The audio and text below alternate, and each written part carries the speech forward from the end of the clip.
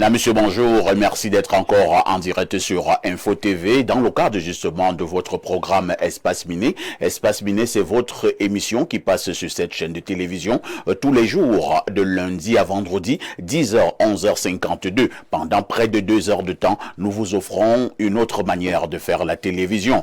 Tous les lundis sur Espace Miné, vous avez droit à la politique. Les mardis, nous mettons un arrêt majeur sur l'entrepreneuriat. Les mercredis, nous parlons de la diaspora.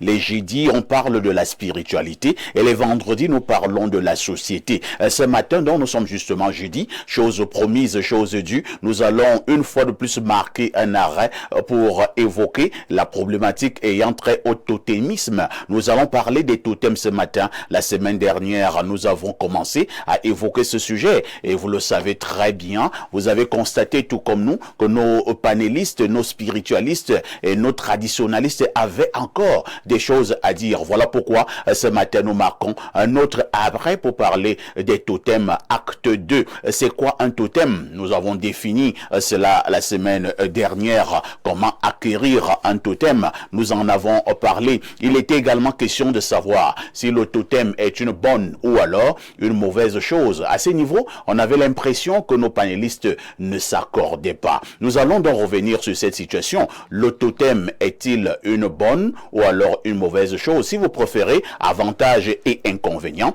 ou alors avantages ou inconvénients lorsque nous parlons du totémisme. De toutes les façons, nous marquons un autre arrêt pour évoquer ce volet très important au niveau de la spiritualité.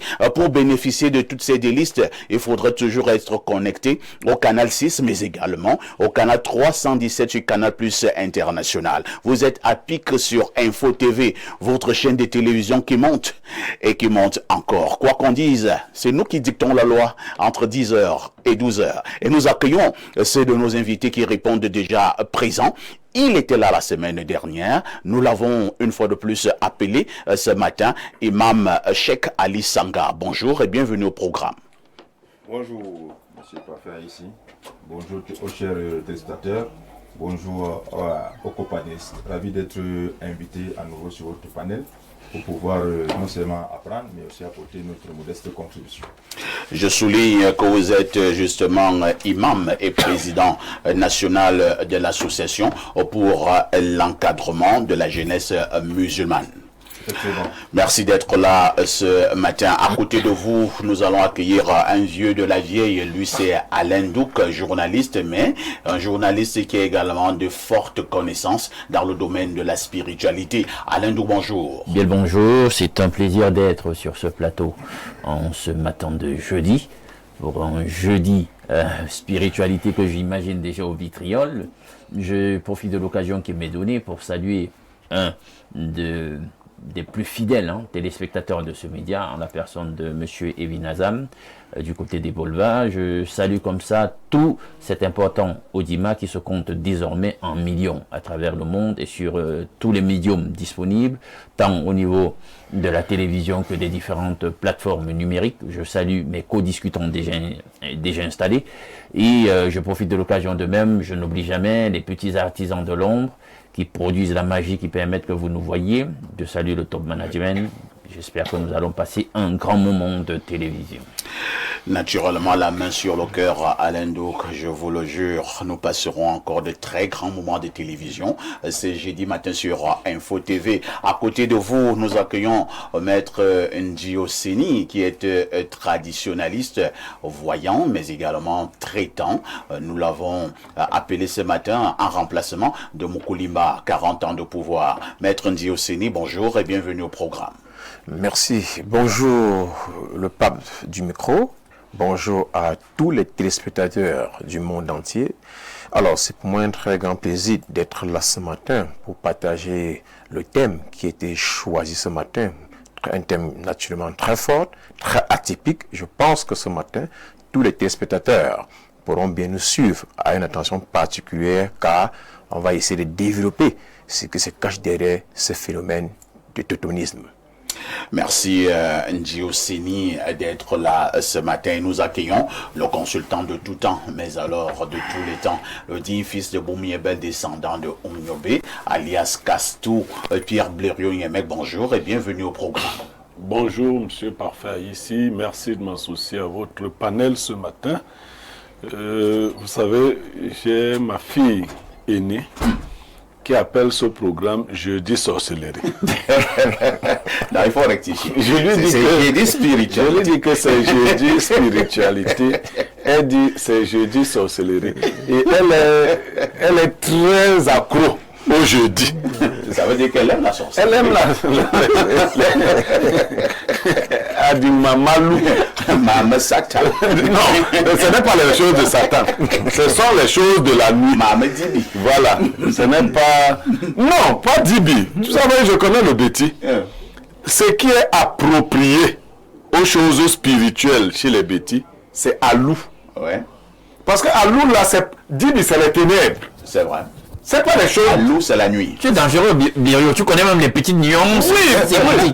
C'est pas les ténèbres. Parce que les gens, quand on dit ténèbres, c'est péjoratif, vous savez. Oui. Les choses des ténèbres, hein, vous êtes des ténébreux. Non, ce sont les choses de la nuit. Parce qu'il y a les choses du jour et il y a les choses de la nuit.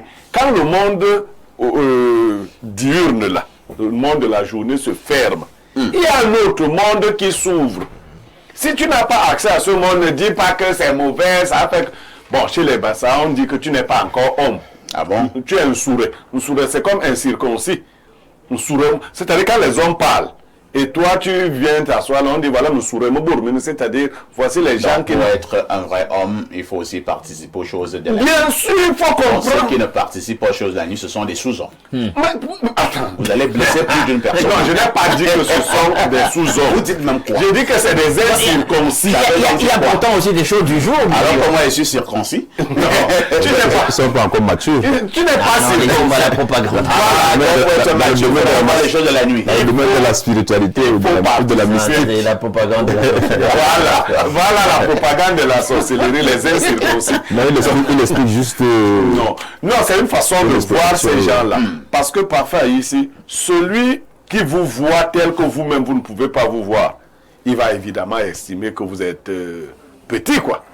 Très bien. Donc, je suis heureux d'être là jeudi sorcellerie pour ma fille. Jeudi spiritualité. Jeudi spiritualité pour tous les autres téléspectateurs. Merci Pierre Blériot. Vous allez d'ailleurs garder le microphone comme d'habitude. Cette fois-ci pour nous donner la sagesse de ce jeudi matin. La sagesse de ce jeudi matin dit, sacrifiez-vous s'il y a lieu pour vos convictions. Si des gens en bénéficient, tant mieux. Mais ne vous sacrifiez pas pour des personnes. On peut reprendre? Sacrifiez-vous s'il y a lieu pour vos convictions. Si des gens en bénéficient, tant mieux. Ça veut dire quoi? Mais ne vous sacrifiez pas pour des personnes. Ça veut dire quoi? Ça veut dire qu'il faut s'engager par conviction pour des valeurs que nous défendons et non pas s'engager à défendre des personnes. Parfait. Ici, chaque fois que quelqu'un a des regrets et estime qu'on a été ingrat, ça veut dire qu'il s'est sacrifié non pas pour ses propres convictions, mais pour des personnes. Cela porte à la fois sur nous, parents et autres. Vous savez, moi je dis à mes enfants que je ne vous paye pas l'école parce que je vous aime. Non. Je vous paye l'école par devoir. C'est moi qui vous ai fait venir au monde et j'ai une responsabilité. Et je n'attends rien, il n'y a pas une récompense en retour, puisque vous ne m'avez pas fait venir au monde. Donc je ne serai pas dessus que mon fils ne s'occupe pas de moi demain. Je ne m'attends pas à ça. S'il s'occupe de moi, tant mieux. Pareil pour un partenaire, un conjoint. Quand vous faites des choses, faites-les par conviction. Ne les faites pas soit par amour, soit par désir d'être reconnu. Parfait. Si même le métier que vous menez là, vous le faites pour être reconnu, vous aurez des regrets. Engagez-vous toujours parce que vous avez des convictions, non pas parce. Et par rapport à vos convictions, vous ne serez jamais dessus. Même si vous mourrez pour une cause, parce que vous êtes mort pour la cause, les gens qui en bénéficient, ils peuvent demain vous reconnaître ou ne pas vous reconnaître. Vous voyez? J'ai eu une dernière expérience. On m'a invité à défendre une cause. Et ces gens croyaient que c'est eux que je défendais alors que c'est la cause que je défendais. Pendant que je défendais la cause, j'ai été appréhendé et brutalisé. Oh là là. Les gens qui croyaient que c'est eux que je défendais ont fui. Ils sont réapparus des semaines après pour prendre de mes nouvelles.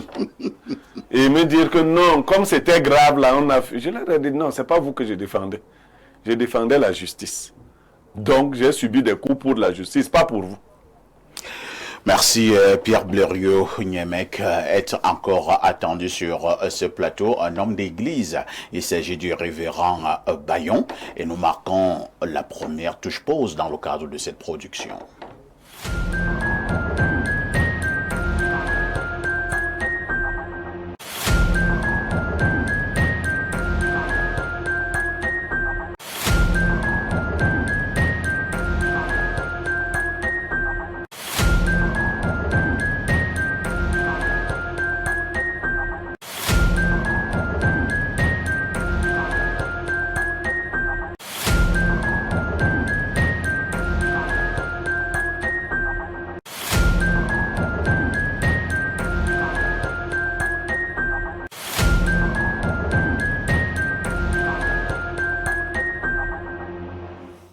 Claudia Ancha, bonjour. Bonjour, Parfait ici. Bonjour à tous les téléspectateurs d'Espace Miné qui nous retrouvent nombreux ce jeudi. Spiritualité, c'est un plaisir. D'autres l'appellent, à l'instar de la fille de Blériot, jeudi sorcellerie. Vous êtes d'accord?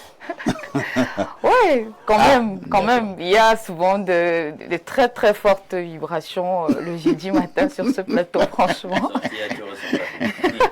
Par un moment même, ils sont en train d'influencer nos caméras. Ça c'est vrai, j'avoue. Trop d'énergie. Trop d'énergie. Les panélistes arrivent toujours ici mystiquement préparés. Étant chargés. Étant très très chargés. Et un panéliste qui avait subi une foudre en pleine émission de ce type. Ah bon? Ah oui. Ça alors? Blériot connaît ce panéliste. C'est pas de la blague. Qu'est-ce qui s'est passé? Il a Non, perdu sa langue? il était foudroyé. Il a perdu son latin, on ne comprenait plus bien, alors qu'il s'est lancé un défi sur le plateau. L'autre lui a dit, est-ce que tu peux? Il dit que je peux. Tu peux, parce que avant la fin de l'émission, c'était compliqué. Quand tu parles seulement de celui-là, il y a un autre, son bureau était à côté du studio. Chaque fois, Cheikh Ali le connaît. Alors chaque fois, il nous voyait entrer là pour parler de sorcellerie. Il dit, Anatang, non, je peux venir. On lui dit, alors un soir, viens. Il vient, il s'assoit. Après 15 minutes, il a déjà la sueur. Il dit qu'il veut rentrer. On lui dit que non, tu fais au moins la moitié du produit. Tu ne peux pas rentrer maintenant. Merci beaucoup. Mais moi, je n'ai pas peur quand même. Moi, je n'ai pas peur. Donc. En même temps, je te conseille, par le moment, de ne faire que ta revue. Je peux rester même pour parler aussi des histoires mystiques. Moi, ça ne me dérange pas. Je suis prête. Claudia, je vois encore te voir pour longtemps. J'ai dit que c'est un beau On a beaucoup d'ambition. Claudia? Oui, parfait. Que disent les journaux? Parfait, ici, voici donc les événements qui ont marqué l'actualité au Cameroun ces dernières 24 heures. À la une ce jeudi présidentiel 2025, le quotidien Info Matin nous informe que Paul Biya, le candidat des musulmans de la Mofouya Famba, cette communauté religieuse, a ce 12 mars réitéré l'appel à la candidature du chef de l'État lors de la traditionnelle cérémonie de remise des denrées alimentaires et produits de première nécessité en leur faveur pour le Ramadan par le ministre du Commerce, Luc Magloire Mbargatangana, par ailleurs parrain du Conseil des imams du département. L'actualité sur la présidentielle 2025 se poursuit avec le quotidien Mutation. Georges-Alain Boyomo présente Jean Cueté au vitriol. En effet, le secrétaire général du parti au pouvoir appelle les militants à se tenir prêts à relever le défi de la réélection du candidat du RDPC. Apprend-on. Le tri-hebdomadaire La Météo nous donne la parole au directeur général de la Caisse nationale de prévoyance sociale, Mekulum Vondon, met en garde les auteurs des fake news contre les dirigeants de la CNPS. Dans un communiqué rendu public hier 12 mars, le DG martèle par ailleurs que les individus récidivistes et mal intentionnés à l'origine des publications mensongères sur les réseaux sociaux sont recherchés et répondront de leurs actes devant la justice. Guerre a tout dit. maltraitance. Carnet civil, le billet hebdomadaire Le Point analyse la situation dans son édition du jour. Il s'agit des bobas pour Thierry Patrick Ondoa. La cabale est donc au cœur de l'État, nous fait savoir la nouvelle ce matin. Jacques Blaise Mvier nous apprend dans sa parution du jour que les informateurs de Chouta sont aux abois. Mettons l'État de côté, intéressons-nous à l'enseignement supérieur. Le jour qui traite de cette actualité nous montre dans sa parution du jour des facilités de crédit pour les personnels. Parlons à présent sport. Le Messager nous donne les échos en provenant de la Fédération africaine de football. À la fille de cette tribune, Samuel Eto'o-Fils, le Phénix, le président de la Fédération camerounaise de football, a rejoint le comité exécutif de la CAF au terme d'un feuilleton de rebondissement. C'est donc un nouveau vent qui souffle à la CAF. La nouvelle expression raconte les temps forts de l'Assemblée générale de la dite institution de football tenue hier, 12 mars, au Caire en Égypte, au sein de laquelle l'ancien lion indomptable fait désormais partie. L'actualité en kiosque ce jeudi, c'est aussi les discours de haine. Le quotidien à Capitaux Public Cameroun Tribune prévient sur la dangereuse escalade. Pour clôturer cette revue de presse, le du Sahel, Guiba Gatama nous fait savoir que le BIP, dont la région de l'extrême nord, est en baisse de 29 milliards de francs CFA, nous apprend Guiba Gatama ce matin. Parfait ici. Merci Claudia pour toutes ces informations fraîches parues donc en kiosque au Cameroun. Il ne me reste qu'à te souhaiter une bonne journée de jeudi, jeudi des filles. Comment on quitte jeudi spiritualité pour le jeudi des filles? Je sais pas La spiritualité et les femmes, ça ne forme qu'une seule chose.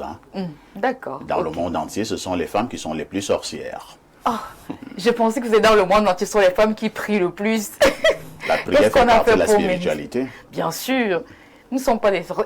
Dans tous les cas, il n'y a que des sorciers. Moi, je parlais de la sorcellerie. Il n'y a que des sorciers pour reconnaître des sorcières. Ça, c'est clair. Pourquoi tu défends les sorcières? Tu es sorcière? Non, pas encore. Si je suis sorcière, vous êtes sorcière. Vous êtes en phase d'initiation. Claudia? Mieux je parle sur ce plateau. Je commence à être bousculée là. À demain 10h. À demain 10h, voici suis d'émission. N'oubliez jamais le conseil, Claudia. Petite Claudia, tout ce qui brille n'est pas or. Ma petite reste très très prudente. Merci.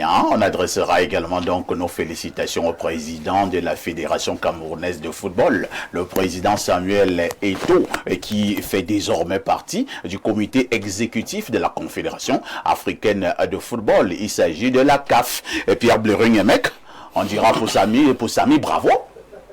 Bravo à Samuel Eto'o qui entre au comité exécutif de la FIFA, de la CAF. Oui, mais maintenant n'en faisons pas un événement spécial. Comment ça? D'autres Camerounais y sont entrés. Est-ce que c'est parce que d'autres Camerounais sont entrés? Je ne comprends pas. Je vais vous dire quelque chose. Je ne comprends pas. Alors que le Cameroun est un pays bilingue. Oui. Hier, la CAF annonce que tous les membres du comité ont été élus par acclamation. On demande qu'ils se lèvent et qu'on acclame. Les Camerounais qui comprennent pourtant l'anglais disent qu'on a demandé qu'on acclame pour Samuel. Donc même les autres. Le pays c'est terrible. Hein. On a dit que tous les membres ont été élus en anglais par acclamation. Les Bassas se mettent, on a dit. Même les autres membres élus ont dit qu'ils acclamaient pour. Non, c'est pas ce qu'on a dit. On a demandé que les membres élus se lèvent et ils ont été élus par acclamation. Et votre fils, notre fils, a été élu parmi ses membres. Vous comprenez? Merci. Non, vraiment, quand tu clarifies, tu es hibou, tu es jaloux. C'est comme qu'on des membres du COMEX à la FECAFOOT. C'est tout. Je ne sais pas ce que ça a de spécial. S'il avait alors été président de la CAF, dénigrer ce poste ou bien quoi? Et à quel poste là? Il est membre du comité exécutif. Donc vous pensez qu'il n'y a pas de quoi fouetter un chat? Non, c'est qu'il... S'il est étonné, ne sont pas élus là, qui va être élu là? Mais c'est quand même Camerounais qui... Non. Il y a plusieurs pays africains. Est-ce que tous les pays africains ont des membres qui sont au niveau du comité exécutif de la CAF? Le Cameroun est classé au moins 5e plus grande nation de football en Afrique. Au moins. Et Eto'o est l'un des meilleurs joueurs du monde et le meilleur joueur en Afrique. Il est aujourd'hui président d'une fédération. S'il est élu au comité exécutif de la CAF, On doit fêter cela. Non, c'est trivial. Pourquoi? C'est trivial. Pourquoi vous banalisez Non, cette non, affaire? c'est même si c'est, je veux dire, si c'est quel joueur là, Mahop, qui était élu là-bas, on allait dire que c'est un exploit. Je veux dire En que... tout cas, Blériot veut peut-être dire qu'il voit Samuel Eto'o président. Mais ce que je dis, c'est que même être élu à la FIFA n'est pas un exploit. Et ton mérite d'être membre de la FIFA, ça on ne dit pas. Est-ce qu'on se comprend? Et voilà pourquoi nous disons donc que nous devons d'abord célébrer ce qui est arrivé.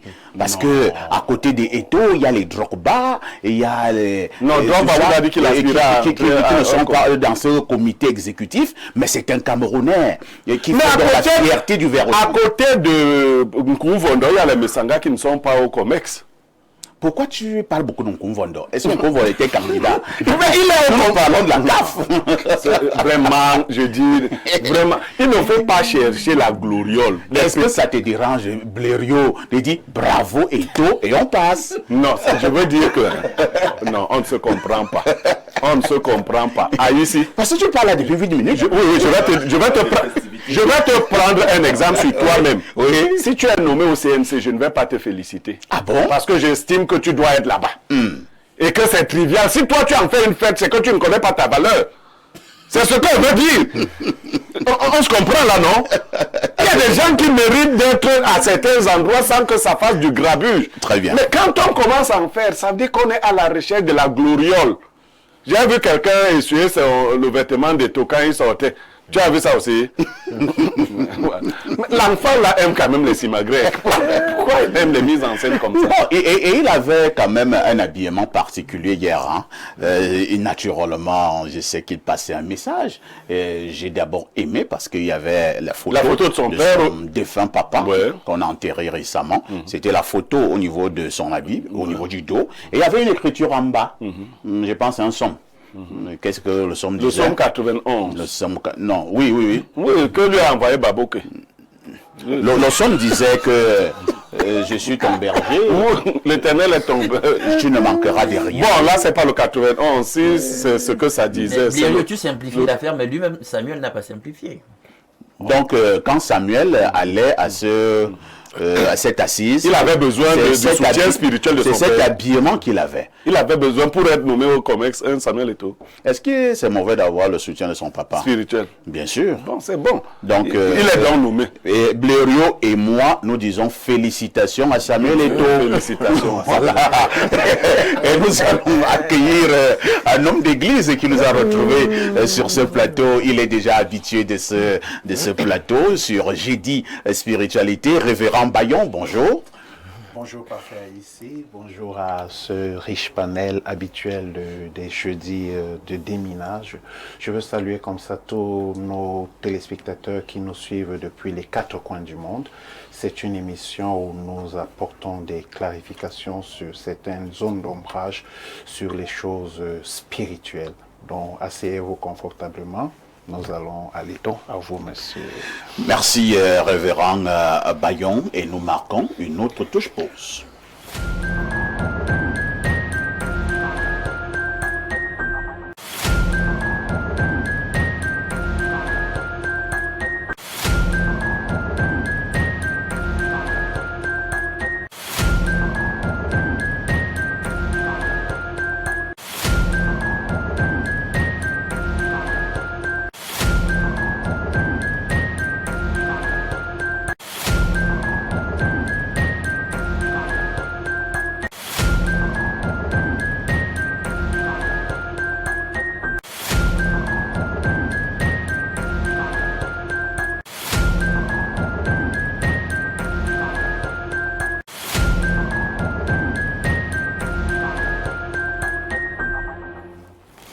Avant de prendre la dénonciation proprement dite, nous allons être de tout cœur avec la famille Mvambala. Il s'agit donc de cette matriarche que nous avons perdue. C'était le 13 février 2005. 13 février 2005, 13 février 2025. Il y a donc exactement 20 ans qu'Nji Rose, dite Madame Rose, épouse Mbalamvan, nous a quittés en ce jour commémoratif toute la grande famille Mbalamvan prie tous ceux qui l'ont connu et aimé d'avoir une agréable pensée pour le repos en paix de son âme. À la droite de l'Éternel, qu'elle a tant servi. Une prière en sa mémoire sera également dite ce jeudi autour de sa tombe en Balélone 1 vers 18h. Donc, que Mama Rose, que son âme repose justement en paix à côté du Très-Haut. Et nous repassons la parole à Pierre Blériot cette fois-ci pour la dénonciation de ce jeudi matin. Alors, la dénonciation de ce jeudi matin est faite par une jeune dame qui dénonce son papa, mais dans l'anonymat.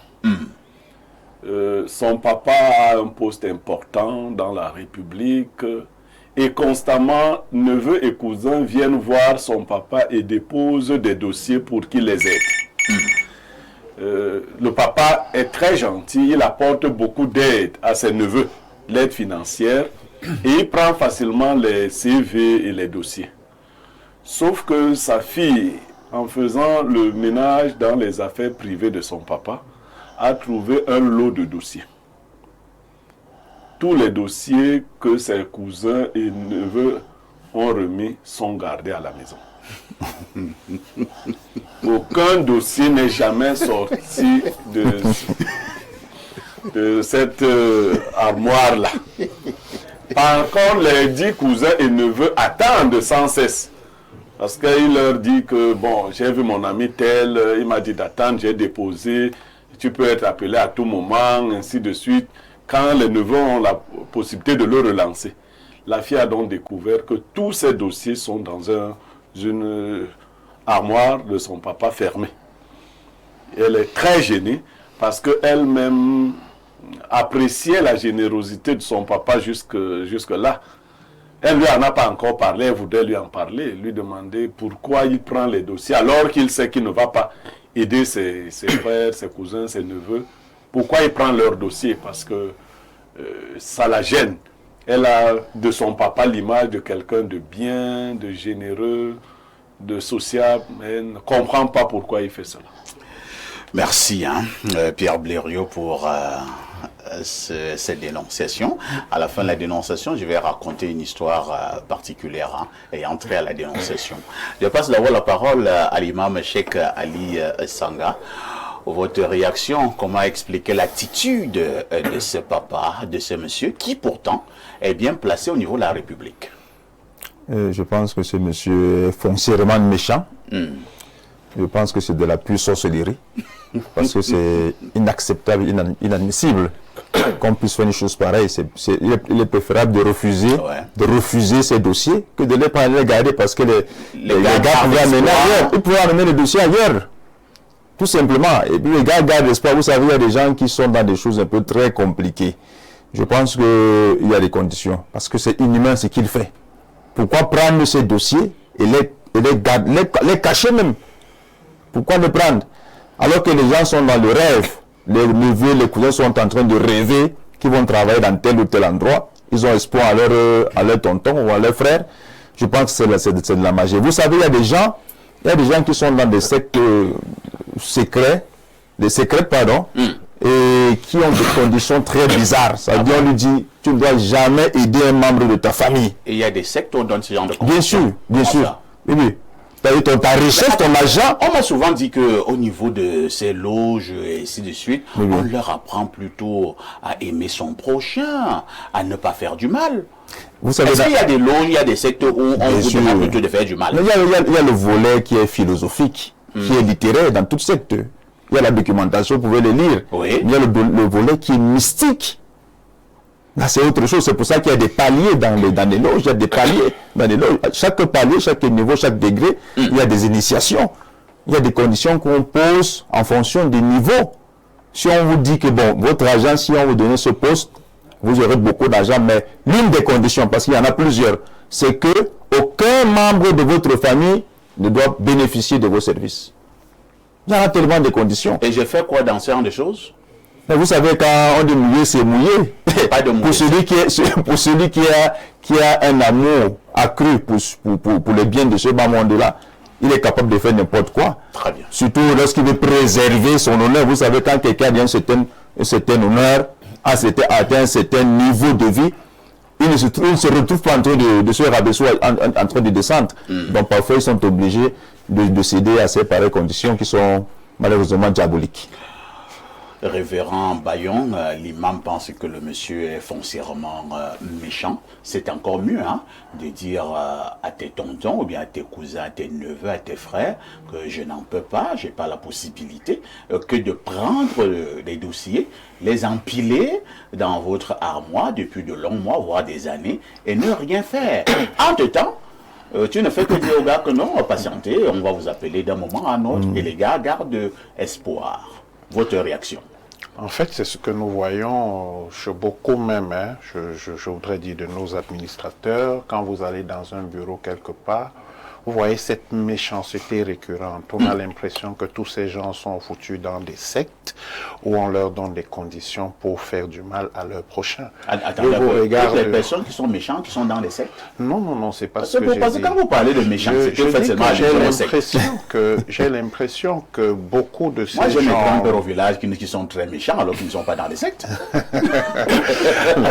C'est mal les sectes du village. J'essaie de dire... Les sectes au village. J'essaie juste de dire que le diable agit par profanation. Ça veut dire qu'il essaye de vous faire le contraire de ce que vous êtes censé faire. Et quand les gens arrivent, ils veulent des richesses, ils veulent des promotions, alors on leur donne un certain nombre de conditions, comme disait notre frère tout à l'heure, de ne pas faire du bien à la famille. Et vous voyez ça, vous arrivez dans des administrations, je suis arrivé dans certaines administrations où on vous fait asseoir, on vous dit, vous avez rendez-vous à 9h, vous arrivez à 9h et on trouve un moyen de vous garder jusqu'à 18h.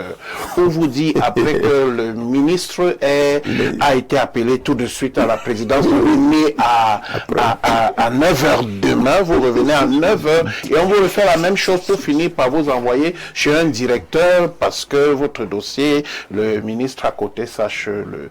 Ce sont des pratiques qu'on retrouve. En fait, c'est l'objectif, c'est dominer, comment on va dominer son prochain, comment est-ce que on peut le garder dans l'espoir pour qu'il soit toujours là, et puis, mais on presse sur lui, et puis vous parlez ici des énergies, on lui prend de la force, on l'amène dans... Oui, toutes ces choses sont... Donc quand on vous balade comme ça, il est fort probable qu'on suit sur votre énergie. Oui, tout à fait, vous êtes en train de descendre, de vous décourager, de déprimer. Et là, lui, il est content. Voilà, il est content, parce que ça va, c'est ce qu'on lui a demandé. Donc quand il fait souffrir, lui, il se recharge. Mais vous allez voir que quand il arrive au village, c'est le monsieur devant qui tout le monde tremble. C'est comme ça, tout le monde tremble devant lui. Il n'a jamais tort sur rien. C'est comme ça, personne ne peut rien dire. Il vous a dominé, il vous a écrasé. Et ce sont des techniques qui sont des techniques mystiques pour assujettir les gens. Dommage. Alain Doc, je sais comment trouver un emploi au Cameroun est compliqué. Et lorsque dans une famille, vous avez la chance d'avoir un monsieur qui est bien placé, il devient tout un espoir. Il n'est pas obligé d'aider, ça c'est clair, n'est-ce pas, Alain Doc? Mais entre-temps, pourquoi vendre cet espoir? Ben écoutez, on a obligation, en tout cas pour ceux qui sont dans une démarche et une perspective spirituelle chrétienne, ils ont le devoir d'aider. Je vous le dis. Dieu vous bénit en réalité dans la perspective chrétienne pour que vous soyez une source de bénédiction pour vos semblables. Il ne vous bénit jamais pour vous. Parce que Dieu n'est pas le Dieu de l'égoïsme. Il faut déjà qu'on le comprenne. C'est le Dieu qui se sacrifie, c'est le Dieu qui se donne et qui se donne pour les siens au point d'en mourir. Donc, c'est pas envisageable que vous pensiez qu'on n'a pas le devoir, bibliquement parlant, de faire le bien. On a un devoir. Le bien que vous pourriez faire et que vous ne faites pas, c'est un péché. Puisque nous sommes à jeudi spiritualité, permettons-nous quelques citations bibliques. On dit que votre oui soit oui, que votre non soit non. C'est biblique. Luc chapitre 11, des versets 1 jusqu'à 2, je crois bien. Gardez-vous du levain des pharisiens, à savoir l'hypocrisie. Ce monsieur est d'une hypocrisie crasse. C'est incroyable. Un acteur de la gadoue. C'est un comédien pas possible. C'est-à-dire que, vraiment, monsieur, vous méritez un Oscar. Si vous ne faisiez pas quelque chose de glauque, vraiment, il faudrait qu'Hollywood vous reconnaisse. Je n'arrive pas à comprendre ça, mais nous vivons ça tellement. Et le révérend le disait tout à l'heure, c'est nos réalités.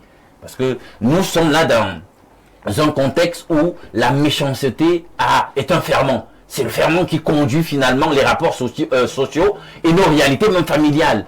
Vous avez une personnalité dans la famille, elle est haut placée. Allez savoir comment elle a fait pour y arriver. Parce que c'est même parfois ça qu'il faut questionner. Mais dès qu'elle est dans une position d'autorité, de pouvoir, d'opulence, de prestance, la plupart du temps, il y a un culte de la personnalité qu'elle veut imposer autour d'elle. Elle veut imposer un certain culte. Tout doit graviter autour de la personnalité en question. Vous n'avez jamais vu ces familles où, dès que quelqu'un est arrivé, il ne voudrait plus que quelqu'un arrive au niveau où lui se trouve. Il doit être le seul qui doit être célébré dans la famille. S'il est arrivé à tel niveau, non, tout le monde doit être en dessous, sous des escabeaux ou des piédestals placés en dessous du sien. Pas à son niveau. C'est pas possible, c'est pas envisageable. Il doit être le seul qui est célébré. Et il y a véritablement un culte de la personnalité dans nos réalités, tant politiques que sociales dans ce pays. Je ne sais pas si vous l'avez remarqué, mais sachez qu'il y a, puisque tu me demandes de chuter, une justification kabbalistique en réalité du culte de la personnalité. Quand vous allez lire par exemple un ouvrage tel que les protocoles des sages de Sion, vous allez donc voir comment c'est important pour les gouvernants d'arrière-plan, les gouvernants occultes, kabbalistico-maçonniques du monde, d'avoir dans les différentes entités, États-nations, et d'ailleurs dans toutes les autres entités, des personnalités qui soient dignes d'être célébrées, parce qu'avec leur autorité, lorsque eux reçoivent des instructions vers le haut, de la part de leur donneur d'ordre de l'ombre, ils peuvent facilement le répercuter sur des gens qui leur sont soumis servilement. Merci Alain Douk, maître Ndio Seni. Est-ce qu'on va dire brutalement que ce monsieur c'est un sorcier? Non, je pense que monsieur Parfait, il doit peut-être pousser le bouchon très loin. Ce monsieur est un extraterrestre. Il fait partie d'un gourou de secte, de loge, pourquoi pas. Et lorsque vous faites le tour, monsieur Parfait, faites un tour dans les ministères. Même pour que vous entrez d'abord. Comment on fait même d'abord pour vous nommer? Je pense que le monsieur, il a voulu peut-être protéger même ses frères. Ah bon? Oui. Puisque dans la transmission, lorsque vous êtes un homme mystique, initié, il y a certaines conféries, il y a certaines conditions auxquelles on vous inflige. Et vous allez voir, certainement dans un dossier, certainement dans ses connaissances, où certaines personnes ont eu à donner un dossier, qui recrutent. En retour, ils sont conditionnés. C'est pour ça qu'on ne nomme pas pour rien. Si quelqu'un vous nomme à un poste de responsabilité, en retour, vous devrez le servir, soit par les énergies, soit vous devez le rejoindre dans son monde obscur ou dans son loge auquel il appartient. Et ce qui fait qu'aujourd'hui, il y a beaucoup de personnalités, puisque même, il y a des personnes qui sont initiées dans les conféries pour avoir un poste de responsabilité. Ils portent des charges. Vous allez voir parfois les propres enfants, les propres progénitures. Parfois, vous entrez là, résident d'une haute personnalité, vous voyez un enfant là qui, le tel est tellement gros, parfois il vous effraie, parfois il est comme un Mongolien, comme un zombie. Puisque lui, il a sacrifié ses enfants pour avoir ce fauteuil-là. Et dans l'administration, il y a beaucoup de personnes que pour laisser ce fauteuil-là, ce n'est pas évident. Il est là parce qu'en retour, il sert le diable dans sa confrérie, il vide les énergies, il vide tous les potentiels à son niveau. Du coup, les dossiers de ses frères et sœurs auxquels on confiait pour pouvoir goûter, lui, c'est que, est-ce que tu vas supporter ce que je peux supporter? Est-ce qu'il veut te mettre là-bas? Est-ce que tu vas me servir? Et du coup, pas la haine, puisque la majorité de certaines personnes, parce que eux-mêmes parfois, ils nous consultent, parfois ils ne dorment pas.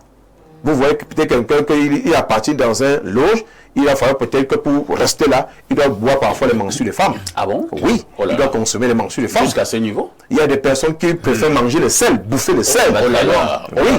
Donc aujourd'hui, c'est pas facile. On parlait des choses des films là. Non, c'est pas un film. Mais Cheikh Ali a dit, c'est la réalité. Tout ce que vous voyez là, qui aspire au poste de pouvoir, de richesse, pour assumer ce fauteuil, monsieur Parfait, si on vous dit ce qu'ils font dans la nuit, et qu'on vous propose même seulement, vous allez fuir. Ne les voit pas dans de grosses voitures, ne les voit pas dans de grosses bureaux. Parfois, ils sont dans de grosses langues crises, malgré qu'il y a la clim, ils transpirent. Jusqu'à d'ici une semaine ou 2 semaines, on va dire, monsieur, allez, sache que voici ce qu'on t'attend. Soyez un enfant à mon nez. Donc, ils sont conditionnés à des postes de responsabilité. Et c'est pour ça que ce gens, même dans les propos faits, ils ne peuvent pas vous aider. Même s'ils ont les possibilités de vous même positionner, vous faire partie en Europe, ils ne peuvent pas. Parce qu'en retour, vous ne serviront à rien. Ils préfèrent donc prendre les profanes. Ils préfèrent prendre les petites jeunes filles. Regardez ces personnalités. Vous ne pouvez pas les voir sortir des filles de 35 ans, 40 ans. Elles sont trop vieilles pour eux. Ils sont toujours... Ils sont des de 16 ans, 17 ans. 16 ans, 12 ans, 13 ans, 15 ans. Pourquoi? Parce qu'en retour, monsieur Parfait, certainement, ils ont des choses qu'ils font avec ces jeunes filles. Ces choses, c'est quoi? Vider les énergies vitales, vider tous les potentiels, et à un moment donné, vous regardez dans la société, les filles qui se déshabillent nues, les filles à peine 25 ans sont fanées, d'autres qui ne trouvent plus le mariage, d'autres qui ne peuvent plus enfanter, parce qu'ils ont passé leur vie à être vidés par ce gourou de ces personnes-là.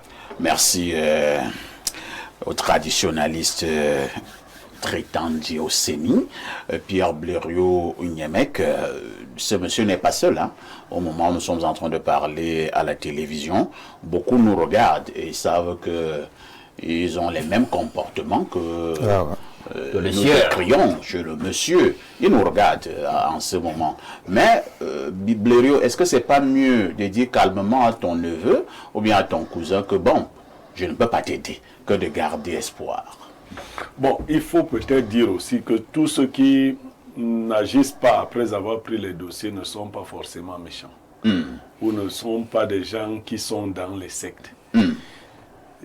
Ça peut être lié à 2 autres phénomènes auxquels les gens ne prêtent pas attention. Des fois, vous prêtez à quelqu'un qui a une position sociale de pouvoir qu'il n'a pas. Je vais vous dire que tous ceux qui sont au cadre n'ont pas les mêmes entrées. Dans un ministère, vous allez voir un haut cadre qui ne peut rien faire, mais quelqu'un plus bas qui peut faire des choses dans ce ministère. Donc, parce que lui, il a des connexions que vous dites là. Et votre oncle qui est haut cadre est arrivé là comme un cheveu dans la soupe. Il peut donc éviter de s'acoquiner de ces gens-là, de leur demander des services, mais vous ne comprendrez jamais que c'est dans cette logique qu'il est. Parce que je vous ai dit qu'il aide. Vous n'avez pas prêté attention.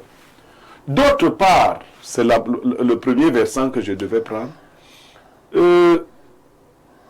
Quand vous devez aider votre neveu à avoir un poste, je prends un exemple. On a lancé le concours de la police. Votre neveu vient vous voir, il y a 2000 places. Qu'est-ce qu'il vous demande de faire en fait? Il vous demande de chercher les voies de la corruption, non? Ah oui. Parce que il ne devrait pas venir avec le dossier de la police à la maison. C'est là-bas qu'on compose. Mais s'il vient avec le dossier à la maison, c'est qu'il voudrait que vous fassiez de la corruption. Si vous lui dites clairement que mon fils, moi je ne fais pas dans ça, il va dire que vous êtes méchant. Lui ne va pas retenir que vous... Bon, vous pouvez prendre le dossier et puis vous lui dites que le nom n'est pas sorti. Parce que vous ne faites pas dans la corruption. La place que vous donnez à votre neveu, c'est une place dont vous privez le neveu de quelqu'un d'autre, hein, un autre enfant. Vous amenez à la philosophie dans cette Bien sûr, il y a aussi ces aspects. Les autres ont développé les premiers aspects, on ne va pas tous dire la même chose. Non, moi en général... Donc, si vous êtes donc un ministre de la République, vous êtes dans notre famille.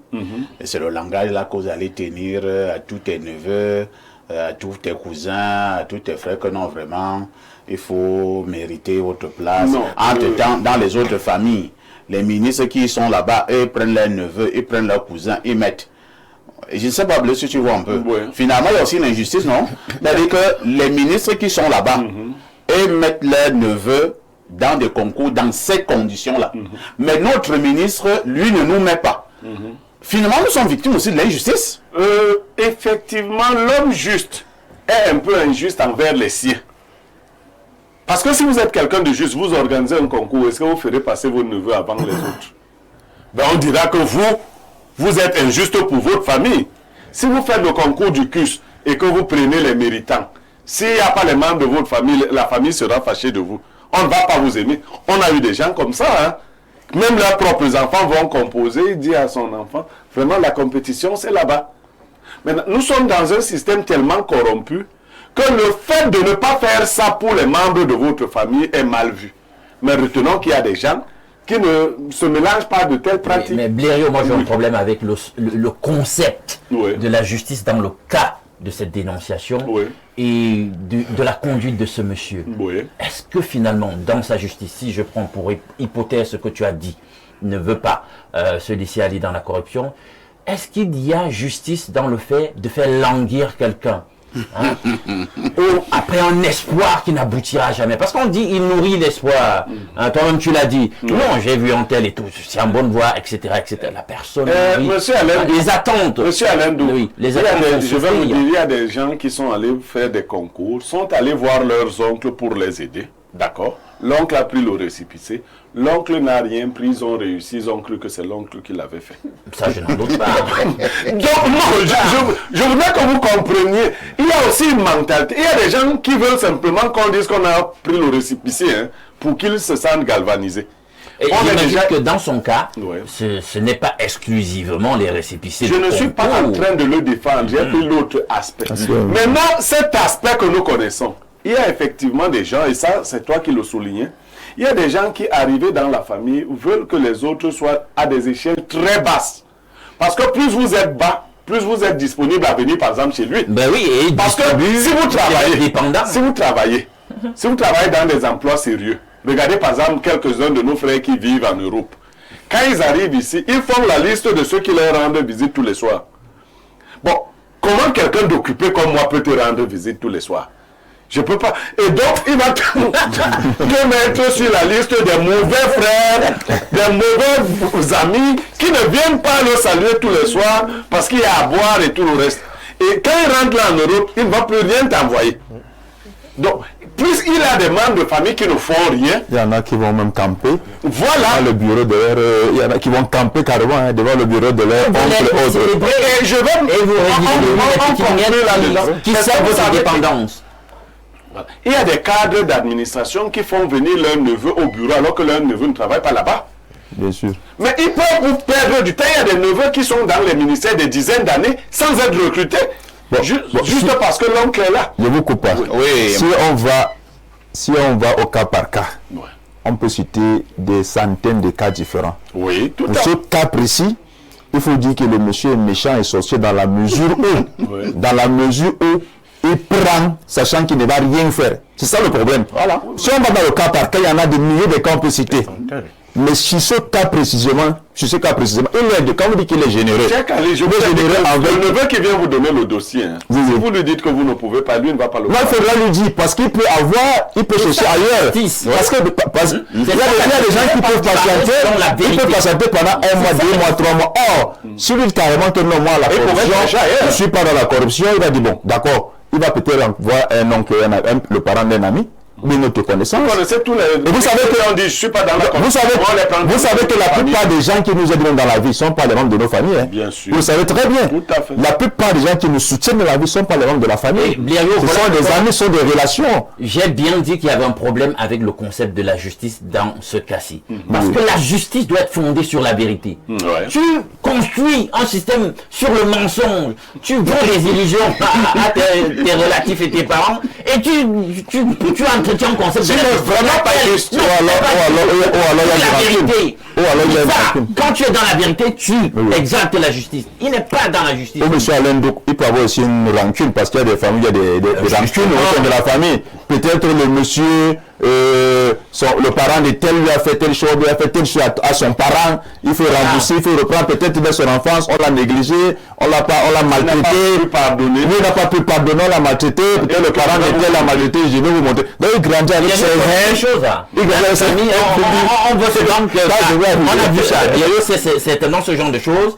Parfois vous êtes là, il y a la fratrie, il y a les cousins, les oncles et tout ça. Mais il y a une famille parmi les autres où la plupart du temps, il y a une certaine gloire, etc. Exactement. Et parfois il y a des mécaniques qu'on met en place pour que la gloire reste dans la famille en question et que les autres soient dépendants en réalité de celle-là. Je vous disais que je devais raconter une histoire presque similaire. J'étais encore étudiant à Soie, mais en même temps, je cherchais déjà un boulot. Alors, on avait donc un oncle très bien placé dans la famille. Je vais préférer taire son nom. J'ai pris mon dossier, je l'avais d'abord vu, pour lui dire que vraiment, tonton, j'ai un souci, ce n'est plus très reluisant pour asseoir. Est-ce que c'est pas facile d'avoir un petit job quelque part, même si je poursuis toujours mes études? Il m'a dit non, il n'y a pas un souci. Essaie donc de composer un dossier. Il m'a dit bon, fais une demande dans telle structure, dans telle structure. J'ai fait une demande dans 2 structures. Il va encore taire le nom des structures. C'était des grandes sociétés de la place. Et je suis allé remettre le dossier 2 jours plus tard, à main propre. Il a pris le dossier, c'était chez lui, il a feuilleté. Il a dit c'est bon. Ok, on va t'appeler d'un moment à un autre. Je dis merci tonton. Je suis rentré, j'étais très content.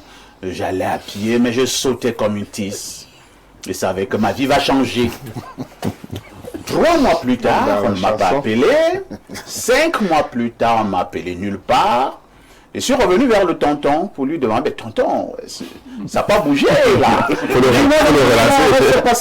relancer. Je vais relancer ces gens-là. Tu sais, bon, par moment, ils sont un peu occupés. Je vais les relancer. Ça va aller, ça va aller. D'accord. J'ai gardé espoir. J'étais convaincu que ça devait aller. Surtout que le tonton, je vous dis qu'il était très bien placé. Un jour, ça faisait pratiquement il y a 1 an, le tonton a donc une autre promotion. Et nous allons donc chez lui comme d'habitude parce qu'il fallait faire des travaux. Donc il fallait balayer la maison, nettoyer, il fallait défricher un peu, ainsi de suite. Et nous étions nombreux là, les gars du village et tout ça. Lui, il était donc déjà parti parce qu'en même temps, prendre cette affaire-là et revenir. Blériot, je ne sais pas qu'est-ce qui m'a conduit. Toujours l'armoire. S'il fallait donc nettoyer dans l'armoire. Et il y avait des documents. Bon, quand il y avait des documents, bon, il y avait la poussière. Il fallait enlever la poussière sur les documents, et reclasser et tout ça. Au moment où je suis en train de reclasser les documents, bim, je reconnais mon dossier. Mon dossier, même couleur, mon écriture. Même chemise, rien n'a bougé. J'ouvre, je vois bien mon CV, je vois bien mon dernier diplôme. Il dit tout intact. Mais il y avait à la poussière, puis ça faisait pratiquement 1 an. Mes 2 dossiers étaient là. Je suis resté tranquille. J'ai commencé à réfléchir. Tu vas boycotter la tête. Un cœur m'a dit il faut rentrer. L'autre cœur m'a dit non, ne rentre pas. Reste jusqu'à la fin. Un cœur m'a dit ne fais plus le ménage. Un autre cœur m'a dit non, finis ce que tu as fait. Un cœur m'a dit de parler durement à cet oncle quand il va rentrer. L'autre cœur m'a dit non, il peut te faire du mal. Je ne savais pas quoi faire. Et l'oncle est rentré, je prends 1 heure de temps après, et il y avait les you-you partout, il y avait la musique, un monsieur parle au micro, on ovationnait, on applaudissait, les gens dansaient, on donnait la bière à tout le monde. J'étais là, je regardais ce cirque, je regardais l'oncle. Et il est venu vers moi, il dit, ça va mon fils, ça va? Je lui ai dit, ça va tonton. Je vous assure, c'est la dernière fois que je suis allé chez cet oncle. La dernière fois. Et cet oncle, à présent, si je vous dis là, il se retrouve, je préfère me taire. Une touche pose s'impose.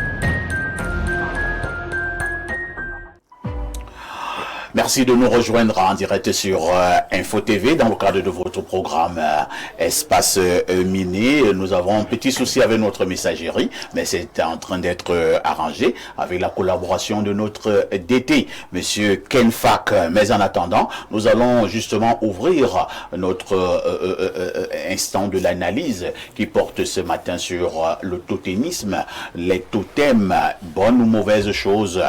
Est-ce que c'est un avantage ou alors un inconvénient? Je réitère que nous avons commencé à parler la semaine dernière, mais comme vous le savez, nos spiritualistes sur le plateau n'ont pas eu suffisamment de temps pour aller au fond de leurs pensées. Je vais commencer avec Cheikh Ali Sanga. C'est vrai qu'on avait évolué la semaine dernière, nous avons défini ce qu'on entendait par totem. Nous avons même essayé de parler un tout petit peu des manifestations, mais nous ne nous entendions pas quelque part au niveau est-ce que le totem est une bonne ou une mauvaise chose. Et je me rappelle que pour le cas Blériot, il disait que non, dans la spiritualité, on ne pose pas le problème de cette manière. Est-ce que c'est bon, est-ce que c'est mauvais? Et les autres leur disaient que non, même dans la spiritualité, on connaît le bon, on connaît le mauvais. On évolue ce matin. Est-ce qu'on peut voir un totem? Je lui posais la question la semaine dernière. Est-ce qu'on peut voir un totem? C'est physiquement? Bien sûr, bien sûr, bien sûr, on peut voir un totem physiquement. Il y a des totems, c'est vrai, qui sont dans le monde de l'invisible. On les appelle en islam les djinns qui peuvent habiter dans des corps inanimés, mais qui peuvent prendre des apparences humaines ou des apparences animales. Et je rappelle que la plupart des gens connaissent pour totems que des animaux, c'est-à-dire que surtout le serpent. Effectivement, les esprits démoniaques aiment habiter les serpents ou aiment prendre les apparences des serpents, surtout des serpents noirs. Ça n'arrive avec ce que beaucoup font dans les quartiers, les charlatans, où on dit bon, on va venir enlever un totem dans votre maison. C'est pas si on a connu ça, vous avez connu ça. Parce que tous les jours. C'est pas ça a quand même disparu. Nous on en a parlé plus trop. Avant là, chaque fois, cette histoire de totem a fait. On venait enlever un serpent dans un WC. Dans un WC, tout le temps dans une maison, c'est-à-dire les gars venaient avec un long serpent. Un long serpent. Malheureusement, c'était des serpents que ces charlatans amenaient dans les maisons. Ah bon? Bien sûr, il n'y avait aucun totem dans ces maisons. Aucun totem dans ces maisons. C'est vrai qu'il y en a des totems, il y en a dans des maisons, il y a des totems. Mais les maisons dont tout le monde voyait au quartier, bien dans les médias, là, non. C'était des gens venaient des totems, bien mis en scène. Ils avaient le serpent dans le sac. La preuve en est que pour tuer ce serpent, ce totem-là, c'était tout un problème parce que les gars prenaient le serpent, le totem, ils rentraient avec. Lorsqu'on dit qu'on veut tuer, ils disent non, on ne tue pas parce que c'était la part, c'est le business. Après, ils vont encore le mettre au congélateur. Après, ils vont ailleurs. Non, c'était vivant. Pas au congélateur. Bon, entre guillemets, au congélateur. Ah, c'était vivant. C'est le serpent vivant. C'est un serpent qui a été charmé. Mais c'est les serpents qui sont élevés par ces charlatans. Bien sûr, ils élèvent, ils nourrissent le serpent.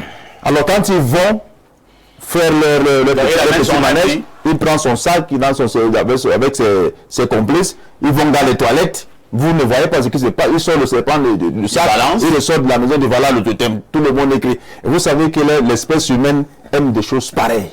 L'ambiance, l'animation, tout ce qui est spectaculaire, tout ce qui est bizarre. On voit le serpent, ça fait le tour du quartier. Mais ça c'est la supercherie. Mais de l'autre côté, il y a des vrais totems qui sont dans les villas, les duplex, les triplex, les immeubles, les bureaux même. Ah bon? Bien sûr. Donc dans nos bureaux, là, il y a des totems. Il y en a des bureaux, des maisons avec des totems qui sont des protecteurs de leurs propriétaires. Il y en a des totems. Il y a des gens qui vont chez les charlatans, disent bon voilà ton totem, il prend, il va. En fait, le totem, l'animal est là, mais en réalité, c'est un esprit démoniaque qui habite l'animal et qui joue un rôle de protecteur. Mais le problème dans ça, c'est qu'il y a toujours des conditions. Ça veut dire qu'on n'a rien sans rien. Le diable ne te donne rien sans prendre quelque chose en retour. Il y a des totems, comme je disais la semaine dernière, qui sont des statues ou des images ou des photos. Vous arrivez dans la maison d'un individu ou bien dans un bureau, vous voyez une statue. Pour vous, c'est un ornement. C'est juste. Alors, c'est un totem qui fait le lieu d'habitation d'un esprit démoniaque. Vous allez remarquer dans certaines barrières de certaines maisons, vous allez voir des statues d'oiseaux, de chimpanzés, autres, vous voyez une barrière. Vous pensez que c'est là pour l'esthétique, la beauté. On prend ça à la légère. Non, non, non. Attention. Il y a beaucoup de barrières là, vous allez voir des animaux, des serpents, vous allez penser que c'est l'esthétique, c'est des symboles. Non, ce sont des totems protecteurs. Ils sont là pour protéger la maison.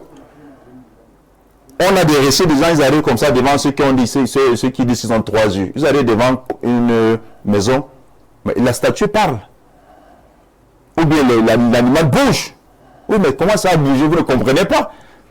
Donc, l'histoire des totems, c'est une histoire qui est très, très complexe, qui existe. Mais cela, c'était mal. C'est pour ça que la dernière fois, Moukoulima, 40 ans de pouvoir qui était avec nous aussi, disait qu'il faut toujours qu'on laisse un initié qui va continuer à encadrer ces totems, parce que s'il n'y a pas quelqu'un pour les encadrer, ça va être la débandade dans toute la famille. C'est pour ça que vous allez remarquer que dans certaines familles, les gens ont les mêmes problèmes. Problèmes de mariage, problèmes de travail, les morts sont similaires, les maladies, c'est les mêmes maladies, les gens font de la même façon, parce que le chef, le propriétaire du totem, n'a pas initié quelqu'un qui va rester encadrer la famille. Ou bien s'il a été mal initié, ou bien celui-là il a été initié, il a négligé, ça devient la débandade. Il n'y a rien de bon dans le totem. Rien. Très bien. Il n'y a rien de bon dans le totem. Selon l'imam, rien. Lisons quand même quelques messages avant de poursuivre. Bonjour parfait et à ton panel. Cette dénonciation relate le fonctionnement réel du Cameroun. C'est lui, Paul Ojoula, qui a instauré ce fonctionnement. Vous n'êtes pas tellement sûr, hein? Alors, pour moi, Eto'o est le seul Camerounais qui peut remporter l'élection présidentielle au Cameroun par acclamation. Il est des Nigas. Chacun a son problème dans ce pays. Alors, un autre message très rapidement. Bonjour, parfait. Et à ton panel, on avait lu ce message. On part rapidement au 213, c'est l'Algérie. Que dit le téléspectateur de ce côté? Bonjour, perfecto. Le Samuel Eto'o de la modération. Si je comprends bien, vous êtes en train de dire à la fille qui a amené la dénonciation que son père est un sorcier et qui est conditionné par des sectes et des loges. Elle vous écoute et elle va commencer à fuir son père. Moi, je pense que le père en question, c'est que ses neveux et ses cousins sont des fouteurs de troubles, des voleurs ou des irresponsables qui risquent d'aller gâter son nom ou alors foutre le désordre dans l'entreprise où il va leur trouver du travail. Parfois, tu aides les membres de ta famille et ça te cale au cou. Il y a un tonton pareil dans mon village qui a tellement été marginalisé et humilié dans sa famille. On lui disait qu'il ne sera rien dans la vie et aujourd'hui qu'il a réussi sa vie, toute la famille court couigna derrière lui pour qu'il leur trouve du travail. Malgré les humiliations, il a quand même décidé d'aider quelques frères. Mais ces mêmes frères qu'il a aidés ont failli lui créer des problèmes et l'envoyer en prison pour une affaire de 53 millions de francs. Et il a remboursé cet argent et a juré de ne plus aider aucun autre ingrat dans sa famille. Moi-même, à sa place, je ferais pareil. Et pour finir, j'ai un mot pour Blériot, Pierre. Tu sais que je t'apprécie beaucoup, non? Mais soyons honnêtes. Samuel Eto'o te dépasse. Et il faut porter son sac. J'étais avec toi au début, mais le tout, si moi-même, je te quitte pour aller du côté de Samuel Eto'o, car le type là a montré qu'il n'est pas ton égal, ni ta catégorie. Bon, je ne sais pas de quoi il parle. Bon, je ne suis pas en compétition. Tu viens de perdre un militant? Non, je n'ai pas besoin de militant. Moi, je défends des causes. Maintenant, cette affaire-là, je n'aime même pas ça. Je ne sais pas en quoi il me dépasse, en argent certainement. Bonjour monsieur Aïssi, merci pour tout ce que vous faites sur cette chaîne et d'avoir surtout déniché Cheikh Ali pour venir à votre programme. Ce monsieur est pertinent, monsieur Aïssi, car il dit toujours ce qu'il pense, n'en déplaise à certains. Il passait toujours sur une chaîne concurrente que je ne veux pas citer ici. C'était une émission religieuse, bien sûr. Merci. C'est Oumar depuis Marois qui envoie cette préoccupation. Allons au plus 33, c'est un téléspectateur de la France. Bonjour, le choco des modérateurs. Tu as frappé fort avec ta veste ce matin.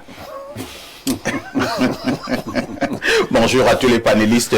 Blériot, Alain Douc et les autres. Blériot, tu dois apprendre une chose, frère. Bon, vraiment, passons à la dénonciation. Qu'est-ce qu'il dit pour la dénonciation? Ça devient récurrent. Dernièrement, il a pris ses documents pour se rassurer qu'elle n'ira pas chercher ailleurs. Moi, personnellement, j'ai été la victime d'un frère camerounais ici. C'est un Ivoirien qui est passé derrière lui me dire, mon frère, ramène-moi tes documents et ne dis à personne. Ça m'a fatigué. Les Africains sont terribles. Le petit pousseur de Mbopi. Autre message rapidement, allons au plus 7. C'est un téléspectateur de la Russie. Que dit le téléspectateur de la Russie? Bon jeudi à toi, le numéro 9 de la communication au 237. Dites à Blériot qu'il s'agit du somme 23 et non le 91. Les gens apportent leur soutien à Samuel Étoile d'Or juste pour sa résilience et son abnégation. Nous savons que les gens ont essayé de détruire sa personnalité et flouer son honneur dans la boue. Voilà pourquoi ces gens lui témoignent leur soutien. Nous attendons aussi que Blériot gagne aussi une élection, même dans son association du village.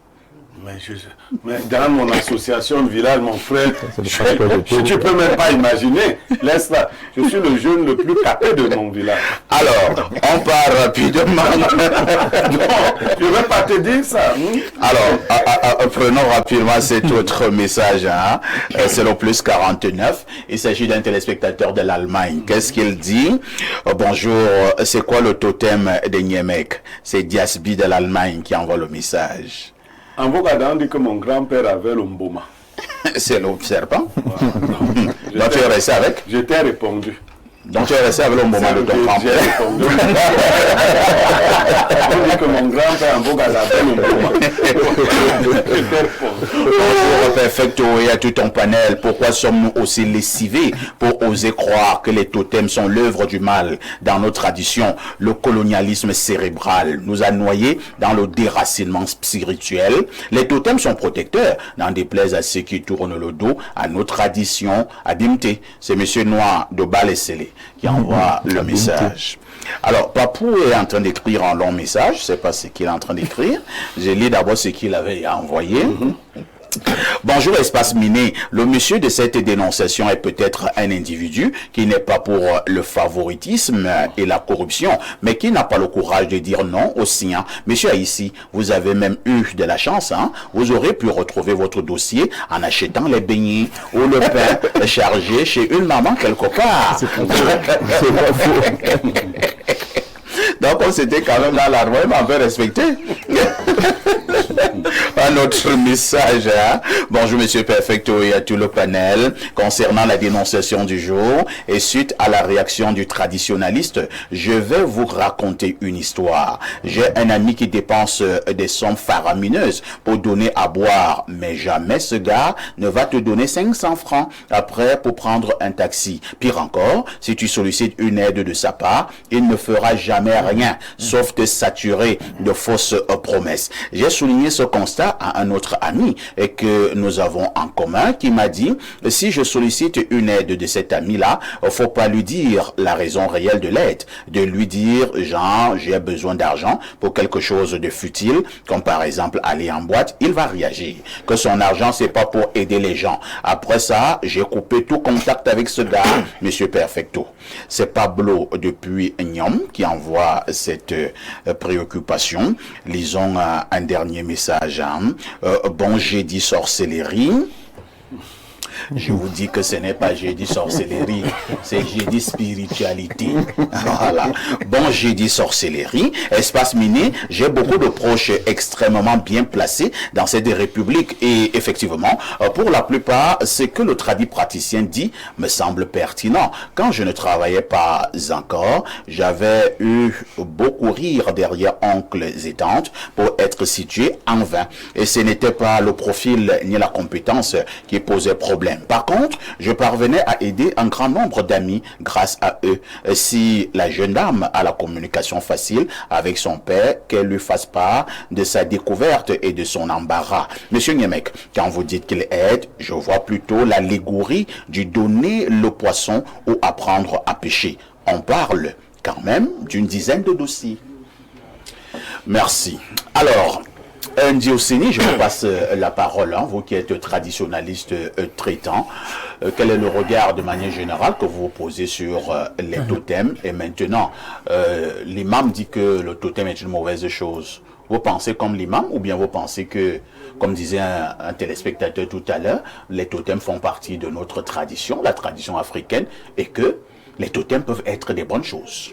Bien sûr, monsieur Parfait. Vous savez, je dois aller un peu à profondeur dans la transmission traditionnelle.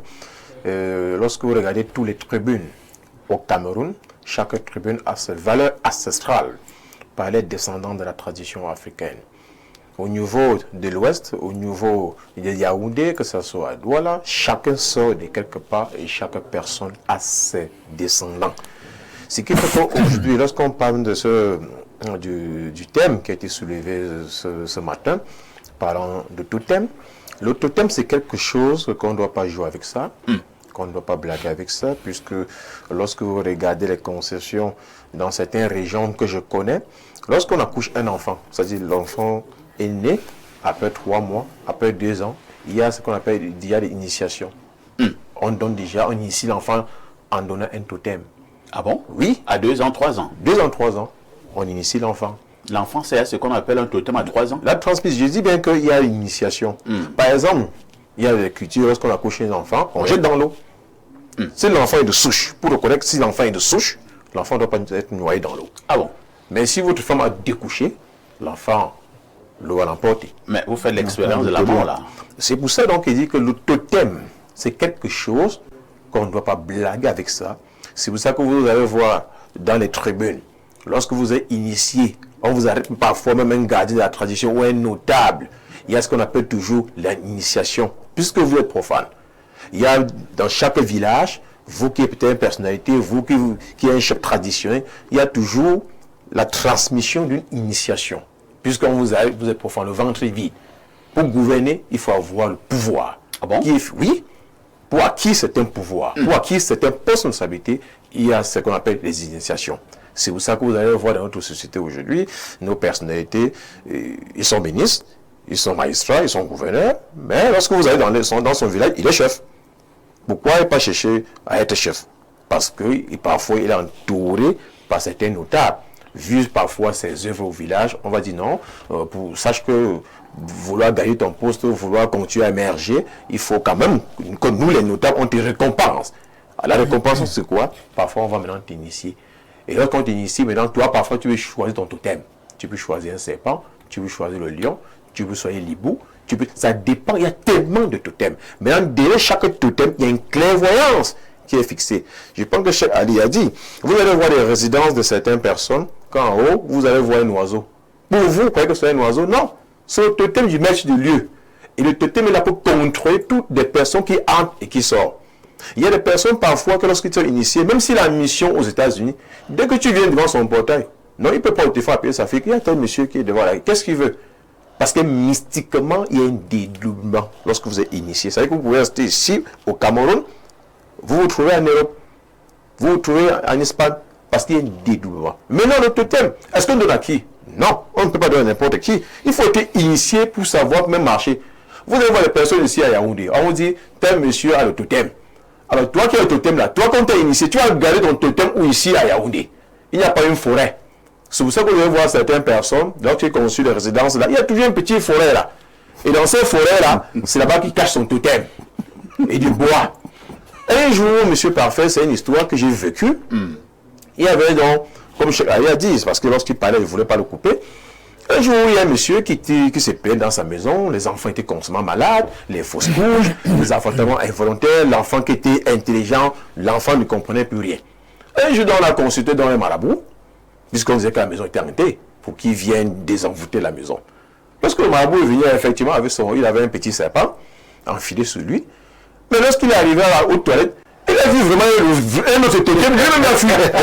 C'est-à-dire il avait le vrai totem. Il part pouvoir exaucer la maison, pour libérer la maison. Lorsqu'il est entré aux toilettes, on le supplie que le marabout soit en fuyant. Donc, il est parti faire un spectacle. Il s'est rendu compte qu'il y a vraiment un totem qui est dans la maison. Il y a du travail. Merci, Céline. Alors, ça me fait rire. Hein? Alors, Alain Douk, on avait un débat la semaine dernière au niveau de l'entretien du totem ou alors des totems. C'est un aspect que Moukulimba, 40 ans de pouvoir, avait soulevé. Il disait qu'il y a des totems, vous verrez qu'on va dire qu'il faut aller souvent casser les œufs, il faut faire ci, il faut faire ça. Alors, moi je me posais la question, dans cet entretien-là, est-ce qu'à la fin, on ne va pas toujours tomber dans une affaire où le totem aura besoin du sang humain? Bien. Vous savez, je vais d'abord commencer par récuser sur le plan philosophique un certain nombre de choses qui se sont dites. On a, nous, les Africains, et les négro-civilisations, un prétexte qu'on utilise, qu'on instrumentalise tout le temps d'un certain apologétique. On veut toujours démontrer que non, nos cultures, non. On ne doit pas rejeter tout ce qui relève de nos cultures. Je vais passer ça au crible de l'axiologie. Bien, est-ce que tout ce qu'il y a dans nos cultures est éthiquement bon? Et vous verrez que la réponse est non. Nous avons par exemple les Moussis d'Afrique de l'Ouest. Un peuple très mystique aussi. Dans la sorcellerie aussi, on vous dit que pour conjurer le sort, lorsqu'il y avait des sécheresses, il n'y avait pas productivité, etc., on faisait un rituel de nuit. Et pendant le rituel, il y avait des sacrifices d'enfants. Et on faisait une préparation, et ceux qui participaient au rituel mangeaient. Le cannibalisme, on mange les enfants sacrifiés pour faire revenir les pluies, pour qu'il y ait prospérité au village. On dit moi, c'est la tradition. Mais est-ce que c'est moral?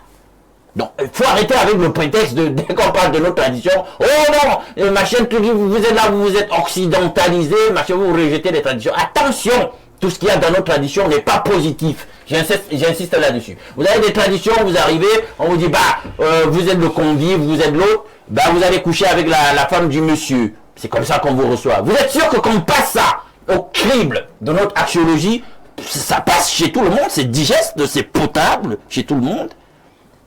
Qui vous a dit que tout ce qu'il y a dans nos traditions, c'est bon? Bien. Maintenant, je vais répondre à ta question. Je vais encore citer l'auteur qu'on n'a pas aimé, Blériot, la semaine passée. Voilà, Pike dit vraiment en magie. Vous aimez cet auteur, Qu'en magie, en réalité, on peut se permettre toutes les libations de farine, de ci, de ça. Non, oui, bon, pour les rituels, mais il dit que le sacrifice le plus excellent et plus long attendu, c'est celui du sang. Pike le dit. Donc, on vous embrouille, je vais parler comme au quartier là, on vous embrouille pour un temps, on vous conditionne, on vous prépare, on vous conduit, on vous pistonne un tout petit peu, on vous lubrifie, à accepter finalement la fin ultime, qui est le sacrifice de sang. Parce que c'est ça l'enjeu avec les totems. Vous allez voir que on ne va pas s'arrêter aux œufs, les amis. On ne va pas s'arrêter aux œufs. On ne va pas s'arrêter à la viande de rat, à la viande de chien, de chat. Et il y aura un niveau où vous allez être avec la rétribution que vous allez avoir. Parce que quand vous allez commencer avec les autres petites choses qu'on demande, il y a des rétributions. Et vous savez comment l'homme est. Il ne veut pas s'arrêter là. Il voudra toujours... Eux aussi, de l'autre côté du mur, ils vous demanderont donc de passer à un autre niveau. Maintenant... Passer donc au crible de la raison, est-ce que c'est normal? Vous savez, on a dit ici que, et Blériot et moi, on était d'accord là-dessus, depuis l'Égypte antique, on veut prendre des facultés qu'on retrouve soit chez des bêtes, soit dans la faune, et se les approprier au travers du phénomène du totémisme. Bien. Maintenant, vous savez que c'est ça, c'est cette démarche notamment qui nourrit le phénomène qu'on appelle les métaformes. Quand vous dites homme lion, ce que vous ignorez, c'est que dans la dynamique de la métaphore, vous aurez pourrait me mettre homme panthère. Homme panthère, homme léopard, homme éléphant, homme hyène. Voilà. En fait, c'est encore mieux. L'autre dimension, c'est qu'il y a effectivement, avec ce totémisme assumé, le phénomène de la métaforme, c'est-à-dire que l'homme en question, parfois, prend effectivement la forme du lion, de l'éléphant, de la hyène. Maintenant, sur le plan donc moral, philosophique, on peut questionner cela. Est-ce que le Créateur, si nous croyons qu'il y en a effectivement un, il vous a créé pour que vous, dans votre posture et stature d'homme, vous soyez une panthère, pour que vous soyez un éléphant, pour que vous soyez une hyène. Vous voyez que sur le plan philosophique, sur le plan axiologique, c'est questionnable. Bien, maintenant, on va chuter. Un autre aspect que nous avons évoqué et sur lequel nous étions d'accord, Nous avons dit que les totems, non seulement, ils commencent à calibrer notre vie parce qu'il y a des tabous, il y a des interdits, donc il y a des restrictions sur votre vie. Est-ce que vous voulez donc qu'il y ait ce type de restrictions sur votre vie quand il y a quand même un Seigneur quelque part qui a dit qu'il vous a créé et il vous a créé pour la liberté et je sors de là. Bien, on a dit que ces choses sont objet de culte et on était d'accord, Blériot, moi et tout le reste. Est-ce que il doit y avoir des entités végétales ou, je sais pas moi, animales qui méritent notre culte à part celui à qui revient de droit et fondamentalement le culte, à savoir le Créateur. Ça, c'est des questions d'ordre philosophique à attaquer lorsqu'on traite du totémisme. Pierre Blériot, je vais vous passer la parole. Alain Douk est sentencien. Lorsque vous avez un totem, on peut commencer à vous demander des petites choses, mais au fur et à mesure que les mois s'en vont, ou alors les années, on commence à vous demander des choses plus importantes. Et à la fin, ce sont des sacrifices humains. Alain Douk est excessif, ou alors il dit tout haut ce que ceux qui ont les totems connaissent tout bas. Est-ce que tout totem, à la fin, demandera des sacrifices humains? Alors, Alain Douk a lu quelques ouvrages de magie. Et on lui a dit ce qu'on demandait comme sacrifice. Mais vous pensez que le sacrifice humain, c'est trop grand? Et il y a un autre qui dépasse celui-là? Je vais demander si vous pensez que c'est trop grand. Et bien, je pose la question, s'il y a un autre qui dépasse celui-là. D'accord. Vous avez, il arrive un moment lors de guerres que les gens soient obligés de manger leurs enfants. Moi, je vais décrire ce que les totems font. Moi, je vous ai dit que je ne suis pas dans le bien et le mal. Et on va voir l'appréciation axiologique d'Alain Douk. Lorsque quelqu'un a, par exemple, un totem et qu'il prend un quart de transport, si dans ce quart de transport, si ce quart de transport va vers un accident, qu'est-ce qui se passe pour ceux qui sont initiés? Il aperçoit son totem à distance du quart de transport. Il peut dire au chauffeur, garde, moi je descends. Hein, Cheikh Ali, c'est pas ça? Ou il disparaît même. Il dit, soit il se métamorphose et à la fin de l'accident, on dit qu'il y a un monsieur qui était aussi ici. On ne le retrouve pas et lui il est parti. Soit il demande au chauffeur de garer et s'il ne vous aime pas beaucoup, bon, il n'est pas là pour vous. Ça c'est des manifestations totémiques. Vous connaissez un ministre camerounais qui avait son sac toujours là. Vous voulez parler de Frédéric Odoc? Lui-même s'en vantait. Vous savez ce qui est arrivé à ce ministre? Non. Si vous aviez par exemple tenté de l'empoisonner, vous aviez fait un truc, son totem apparaissait devant vous là. Le totem apparaissait pour lui dire que ne bois pas. Et une fois, un de ses compagnons, dont je ne vais pas citer le nom, mais tous les bassins qui étaient autour de lui le savent, il s'est précipité parce que le ministre Kodok aimait le vin de palme. Il adorait le vin. Et tout le monde savait que Kodok aime le vin de palme. Donc une fois, ils se sont organisés pour lui donner un poison à travers le vin de palme.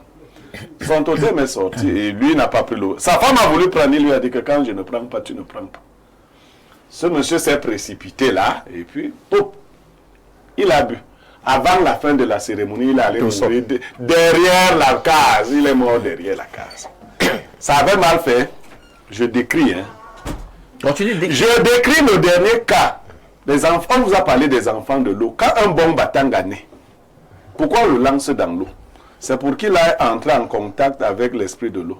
Si tu as respecté la tradition batanga, un batanga ne mourra pas dans l'eau de l'eau. Mais toi, si un enfant batanga veut se noyer, vous savez ce qui le sauve? Ce n'est pas la nage. C'est le totem général des batanga qui le porte hors de l'eau. Dit que non, toi, tes parents avaient déjà fait le sacrifice. Alain Douk a raconté comment on mangeait les gens. Et il dit rationnellement. Les pays qui sont devenus riches aujourd'hui, comment ils sont devenus riches? Juste en organisant les guerres. C'est après chaque guerre que notre pays est devenu riche. C'est-à-dire qu'il organise la guerre pour que vous vous tuiez entre vous. Et quand vous vous tuez, lui s'enrichit. C'est pas ça. C'est pas ça la modernité. Quand vous fuyez la tradition, vous allez vers la modernité. Ce que je vais dire du totémisme, moi personnellement, et c'est ce que je pense de la magie en général. Si vous appartenez à une famille qui a des totems ou de la magie, vous devez vous faire initier très tôt pour être discipliné. Si vous n'avez pas fait cette initiation, c'est dangereux pour vous. Parce que vous n'avez pas enlevé votre famille. Maintenant, vos choses, moi, je ne crois pas, moi, éthiquement. Et puis Alain Douga a blagué. Vous allez en Afrique, on dit qu'on vous a reçu quelque part, on vous donne une femme. Est-ce que c'est potable? C'est potable. Mais quand un Africain est reçu quelque part, il montre qu'il est africain. Vous savez, j'ai appelé un haut gradé de la police un jour, un très haut gradé, pour lui dire que non, les policiers, ce n'est pas sérieux. Ils forment les enfants partout. Il me dit, Blériot, calme-toi. Ça, c'est un bon policier. Quand un policier passe quelque part, il doit laisser une plante. Il dit très haut. Il m'a dit que c'est ça. Pour le reste, j'ai compris. Mais pour les enfants, les policiers doivent planter chaque fois quand ils passent quelque part. Bon, Merci Pierre Blériot. c'est parfait de décider. Si je... Bon. Non, on passe la parole à l'homme qui n'est pas là pour le décor. Alors, révérend Bayon, Blériot apparemment vient de faire une très bonne démonstration. Hein, pour vous qui pensez que cette affaire de totémisme-là, ce n'est pas bien, ce n'est pas éthique, à la fin on tue des gens, et les gens ne meurent pas. Donc, il pense qu'on doit sortir de nos émotions. Bien, moi je crois qu'il faut comprendre la destination, l'ultime destination de toute chose. Parce qu'il ne s'agit pas des résultats positifs que nous avons par-ci et par-là. Il y a des jeunes gens aujourd'hui qui sont dans le phénomène de vivre heureux et mourir jeune. Ça veut dire que vous vous alliez avec, on peut dire, un totem qui vous donnera tout l'argent dont vous avez envie, mais est-ce que c'est bien finalement? Si je m'en tiens à ce que Blériot essaye de dire là, est-ce que si on se questionne sur, n'est-ce pas, le côté moral, le côté éthique d'une certaine pratique, est-ce qu'on va se limiter simplement sur un bien ponctuel qui nous arrive parce qu'on a un totem? Moi, je crois que la finalité dans toute chose, c'est que l'homme est fait pour être un homme libre de toute autre créature. Dieu a fait l'homme à son image. Et il n'y a que Dieu qui peut avoir un certain nombre d'acquaintances avec l'homme sur un certain niveau spirituel. Qu'il s'agisse d'un animal, et même, hein, n'est-ce pas, il y a dans le psaume, je pense, 139, qui dit que je te remercie, Seigneur, de ce que tu m'as fait une créature merveilleuse. Et n'est-ce pas, le psalmiste loue le fait que Dieu a fait même les hommes aussi simples qu'ils paraissent au-dessus des anges. Pour dire même que vous ne devez même pas vous associer à un ange pour avoir de lui un pouvoir. Par contre, Dieu peut dire à un ange de vous aider à faire telle ou telle chose. Donc la finalité derrière, c'est que l'homme doit être sur la créature, d'après le livre de Genèse. Dieu dit à l'homme de dominer sur toutes les créatures qu'il a faites, tant celles qui sont sur la terre que celles qui sont dans les cieux. Donc maintenant, quand quelqu'un se met sous l'autorité d'un totem qui peut disposer de lui parce qu'il a exécuté une loi ou une autre, je ne crois pas que je m'inscris en faux contre cela. Parce qu'en réalité, s'il s'agit seulement de votre famille, pourquoi est-ce qu'un totem va déranger le voisin? Un totem qu'on a mis dans un... Moi, je suis pasteur depuis fort longtemps. Et mon travail, c'est d'écouter les gens, de les recevoir, d'écouter leurs problèmes. Et ce sont des choses qui viennent au quotidien. Des gens qui ne dorment pas la nuit parce qu'un monsieur a mis quelque chose dans le plafond. Ou bien quelqu'un qui loue votre maison... Et il vous loue la maison de quelqu'un, or le bailleur a quelque chose qu'il a mis sous dans la maison. Non, ça c'est une maison hantée, c'est pas l'autotomie, c'est pas la même chose, malheureusement. J'essaie de vous dire que la finalité, c'est que c'est Dieu qui doit protéger un homme. Ce n'est pas une chose. Le totémisme, c'est issu, n'est-ce pas, d'un paganisme, n'est-ce pas, de l'animisme dans lequel on croit qu'un animal peut protéger un homme. Mais on s'en rend compte à l'évidence qu'en fait, vous devenez une victime de ces entités spirituelles que vous avez adoptées pour dire, soit pour vous protéger. Très bien. Donc moi, je voudrais dire que le totémisme est quelque une mauvaise chose. C'est une mauvaise chose, au final. Perfecto. Et là, nous repartons au 213. Hein. C'est notre téléspectateur du 213 en Algérie qui veut répondre à Alain Dou qui dit ceci. Perfecto. Alain Dou dit que certains rituels dans nos traditions, tels que le sacrifice humain, ne sont pas bien, mais il oublie que nous sommes toujours dans un monde de sacrifice humain, sauf que les méthodes ont été changées et révisionnées. Quand, par exemple, dans les églises, on demande aux gens de manger la chair de Jésus et de boire son sang, ne serait-il pas... ne sait-il pas que c'est aussi une autre forme de cannibalisme? Pourquoi condamner le cannibalisme du peuple moussi et faire la promotion du cannibalisme du peuple grec et des Romains? Mon cher Alain Douk, les sacrifices humains et le cannibalisme sont toujours présents autour de nous, sauf que les méthodes ont juste changé. Il est à côté de la plaque. Parce que, là j'ai bien dit qu'on parle de notion d'éthique. Si les méthodes ont changé et qu'on continue de cannibaliser, je ne sais pas quelle ingénierie des vies, je dis c'est mauvais, même si c'est actualisé. Il est à côté de la plaque, ça veut dire qu'il ne comprend pas mon raisonnement. Je n'ai pas fini, parfait. Maintenant, il ne faut pas faire d'amalgame. J'ai dit ici que lorsqu'on parle de la scène dans la Bible, au corps du Christ, j'ai dit la culture hébraïque, les anciens israélites, c'était des gens qui avaient une culture totalement et un langage, comment on dit ça, idiomatique.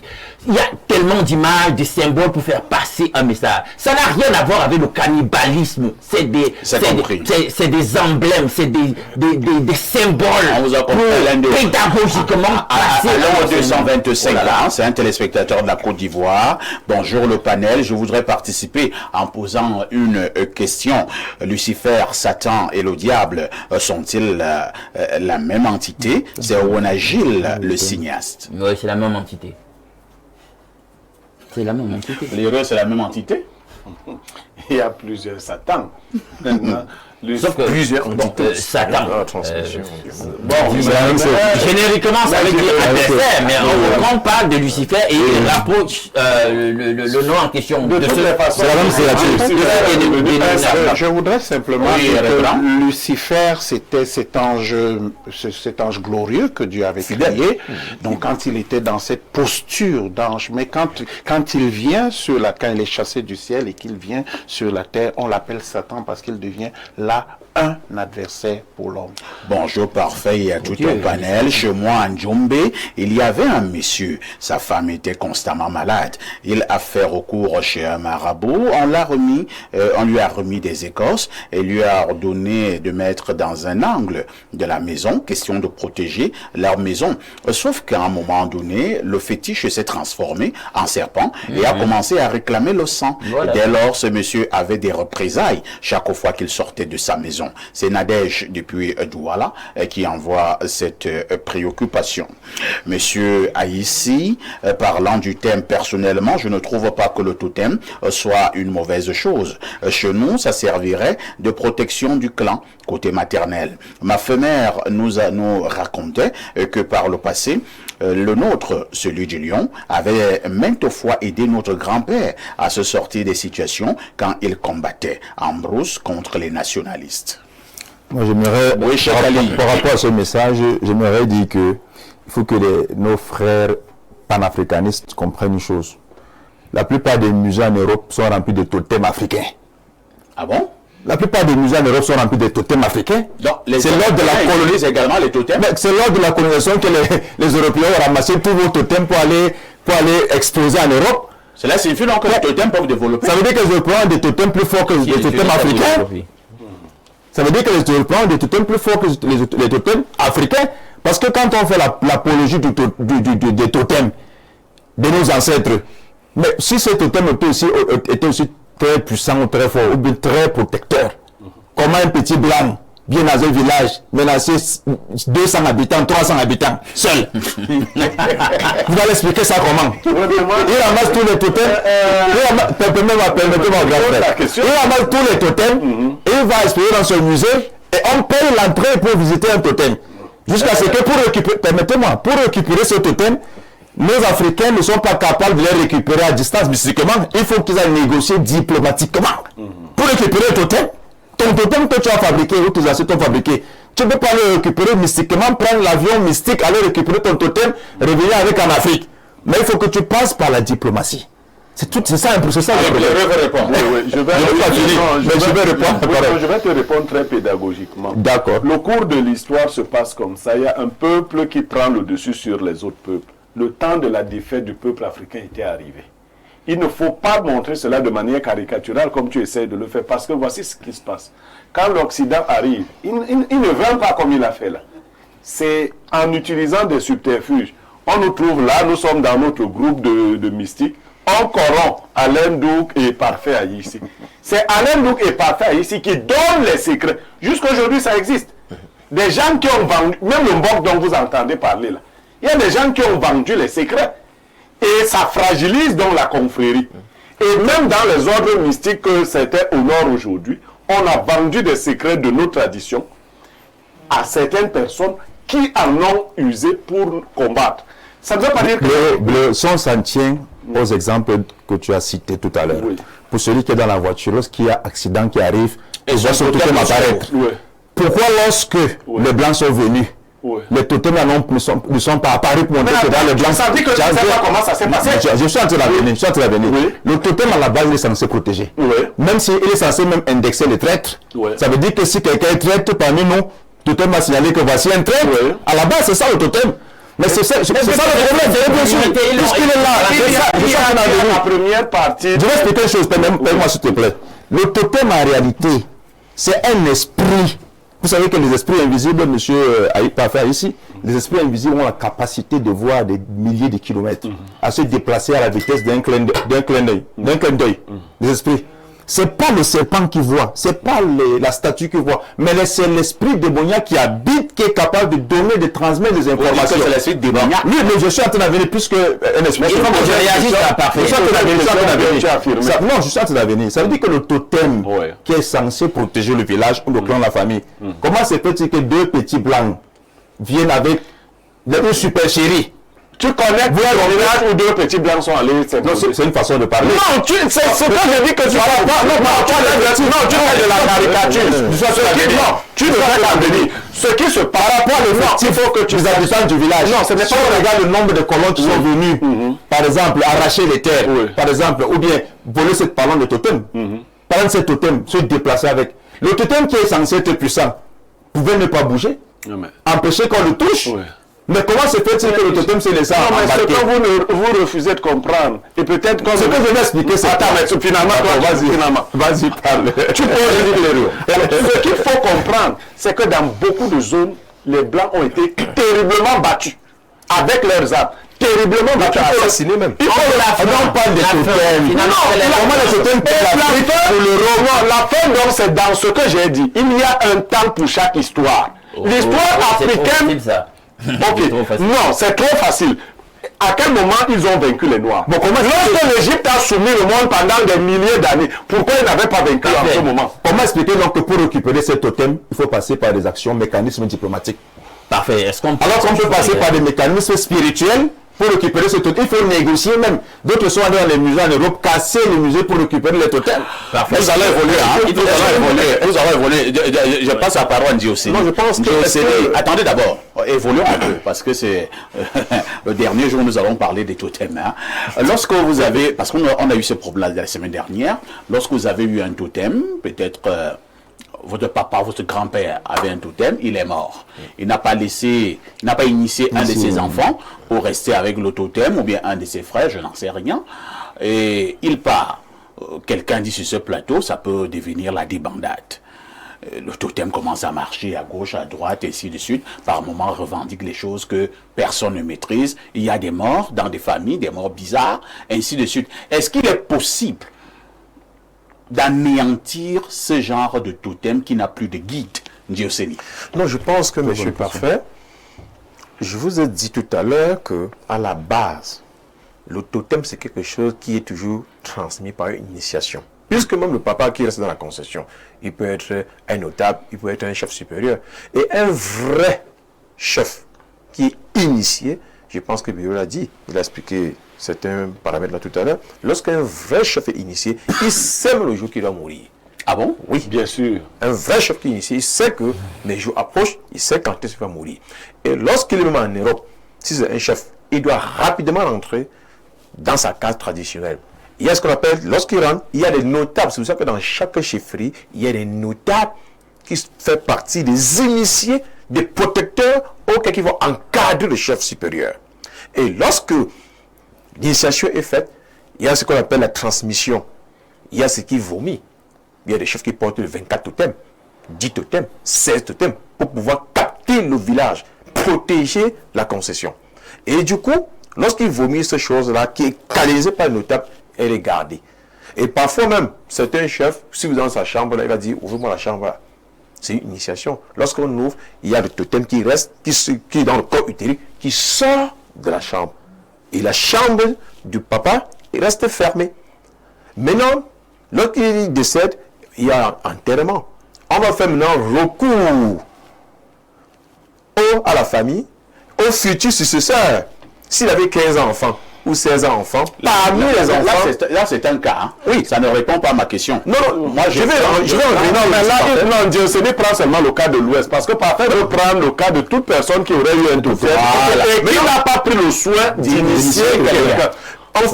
Lorsqu'il n'a pas initié quelqu'un, il y a ce qu'on appelle, on va appeler naturellement des hommes spirituels, des prophètes qui vont venir canaliser le totem. Puisque lorsque le totem est là, il va nuire.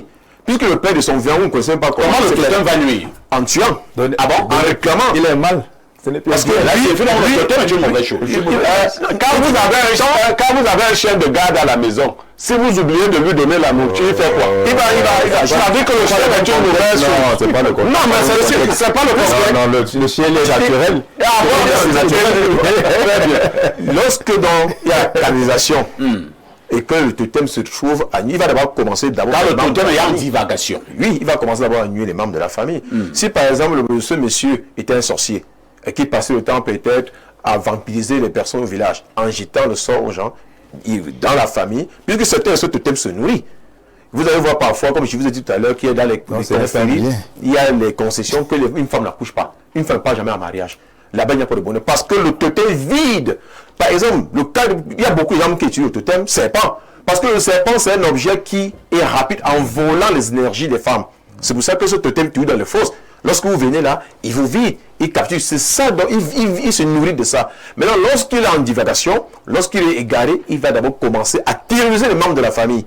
En nuisant les membres de la famille, au point que lorsque certaines personnes vont se lever pour savoir qu'est-ce qui se passe dans la famille, naturellement, on va faire recours au bonbon, ouvrir les guérisseurs, de pouvoir venir maintenant en concession, consulter. Parce que si vous partez dans une concession, vous allez chasser un totem, si vous n'êtes pas aussi préparé spirituellement, monsieur Parfait, le totem peut vous frapper. Vous pouvez venir là, vous faites ce que vous faites là, et à un moment, vous n'arrivez pas à le localiser. Donc, c'est pour ça que les personnes, avec le totem, l'apologie en réalité du totémisme est symptomatique, illustratif de la crise spirituelle dans laquelle nous nous trouvons. Je m'explique. Vous savez que nous sommes en déchéance spirituelle et morale parce que le matérialisme a fait une poussée fulgurante. Plusieurs des réponses ici pour défendre le totémisme se sont résumées par un certain matérialisme, c'est-à-dire à la logique de la rétribution. Puisqu'on obtient ci, on nous donne ça, on obtient ceci. Malheureusement, non. Non. Parce que c'est exactement de quoi il est question. Dieu, nous croyons qu'il y a un créateur, il n'a pas créé l'homme, un être aussi supérieur, pour aller s'assujettir à servir une plante, un élément de la botanique, un animal. C'est inconcevable, monsieur. L'homme créé à l'image et à la ressemblance de Dieu. C'est carrément crasse. Je sais pas, on est en plein délire. Vous comprenez donc pourquoi l'humanité va mal. Et on ne peut pas se résoudre, nous, aller rendre un culte à de telles choses. Nous sommes des êtres supérieurs, il faut qu'on le comprenne. Ne rentrons pas à de tels artifices. Ça, c'est des artifices de rien du tout. Donc, maintenant, comprenons que tout ce que nous faisons là, c'est la magie. Hein? C'est-à-dire que c'est des éléments de la spiritualité de l'autre bord, tel que je l'ai dit. Parce qu'il y a cette dialectique en spiritualité qu'on ne va jamais ignorer. Il y a une spiritualité, je l'ai dit, représenté par le blanc du plancher en dame d'un temple maçonnique, c'est-à-dire qu'il y a le blanc pour indiquer qu'il y a le règne de la lumière, il y a une spiritualité de la lumière, d'amis. et il y a le noir, monsieur. Donc si vous pensez qu'on va faire des amalgames et il y a cette zone tampon du gris ou quoi, non. Eux-mêmes, hein, les grands occultistes vous disent que c'est une dialectique, hein, il y a ce manichéisme, il y a le blanc, il y a le noir. Donc choisissez votre bord. Vous voulez être de quelle spiritualité? Celle du noir ou celle du blanc? Et je vous dis, le totémisme, c'est celle du noir. Il y a une question qui nous vient de l'Algérie et qui est adressée à l'imam. Monsieur l'imam, explique-nous aussi comment un petit corona a fermé la Mecque de l'Arabie Saoudite pendant 2 ans. Pourtant, vous nous avez dit que cette maison est censée être protégée contre toute attaque et maladie. Non, qui a dit ça? Qui a dit que la Mecque est censée être protégée contre toute attaque et maladie? Ça n'existe nulle part. Autre message ce matin. Bonjour parfait à tout le panel. Heureuse de vous écouter par rapport au thème. Posons-nous la question si ceux qui ont des totems ont une vie meilleure que nous autres. Je réponds non. J'ai vu un jeune notable quitter en catastrophe l'hôpital laissant ses femmes qui le gardaient pour aller mourir en cachette au village parce qu'il ne devait jamais être opéré car il avait un totem dans le ventre. C'est Thérèse de Santa Barbara. Je suis d'accord avec Alain et le pasteur du plateau. Dans l'histoire que Blériot raconte là avec Gioseni, c'est le problème là-bas. Lisons rapidement ce message. Alors, quelqu'un me dit simplement bonjour parfait ici, alors que nous sommes très sérieux sur ce plateau. Et lorsqu'un totem va le broyer, il va dire que... Alors, un message. Bonjour à vous sur le plateau.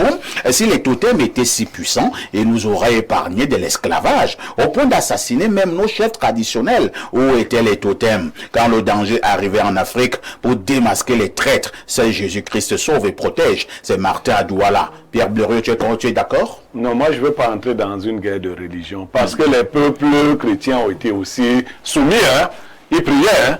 Quand Athanas n'est pas fermer les églises, pourquoi Jésus-Christ n'empêche pas Athanas de les fermer? Moi, prends seulement. Vraiment, les gens aiment des cris. Moi, je dis, Athanas arrive avec. Nous n'avons pas lui-même. Ça, c'est les religieux. Mais pas ce genre de comparaison. Est-ce que les peuples chrétiens, ils supérieurs à Athanas ici récemment, non? Pourquoi on n'appelle donc pas que. Non, vraiment. Ce qu'il faut dire. Oui.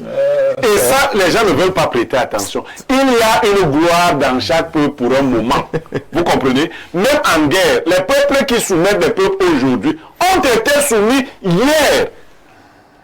Mais Blériot, l'histoire est comme ça. Forcément pour te contredire, mais tu sais que dans le monde ancien, on considérait que lorsque 2 peuples ou 2 civilisations s'affrontaient à la guerre, celui qui l'emportait en réalité c'était celui qui avait la plus grande divinité. Je ne dis pas non, sauf que ce que j'ajoute c'est que tu peux gagner aujourd'hui et perdre demain, n'est-ce pas?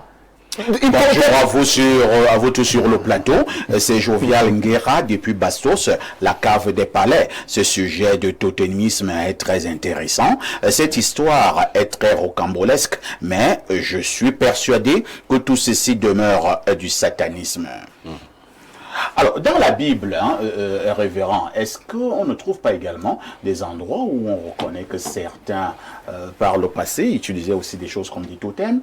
Dans la Bible, on a vu Moïse qui a fait transformer son bâton en serpent. Est-ce que ce n'était pas aussi par hasard du totémisme? Non, il va te dire que là, c'est Dieu qui avait fait ça. C'est qui va créer Dieu. Et l'autre, c'est le diable. Ouais, c'est le diable. Voilà. Ce que je veux dire, pédagogiquement, Dieu vous parle dans le langage que vous pouvez comprendre.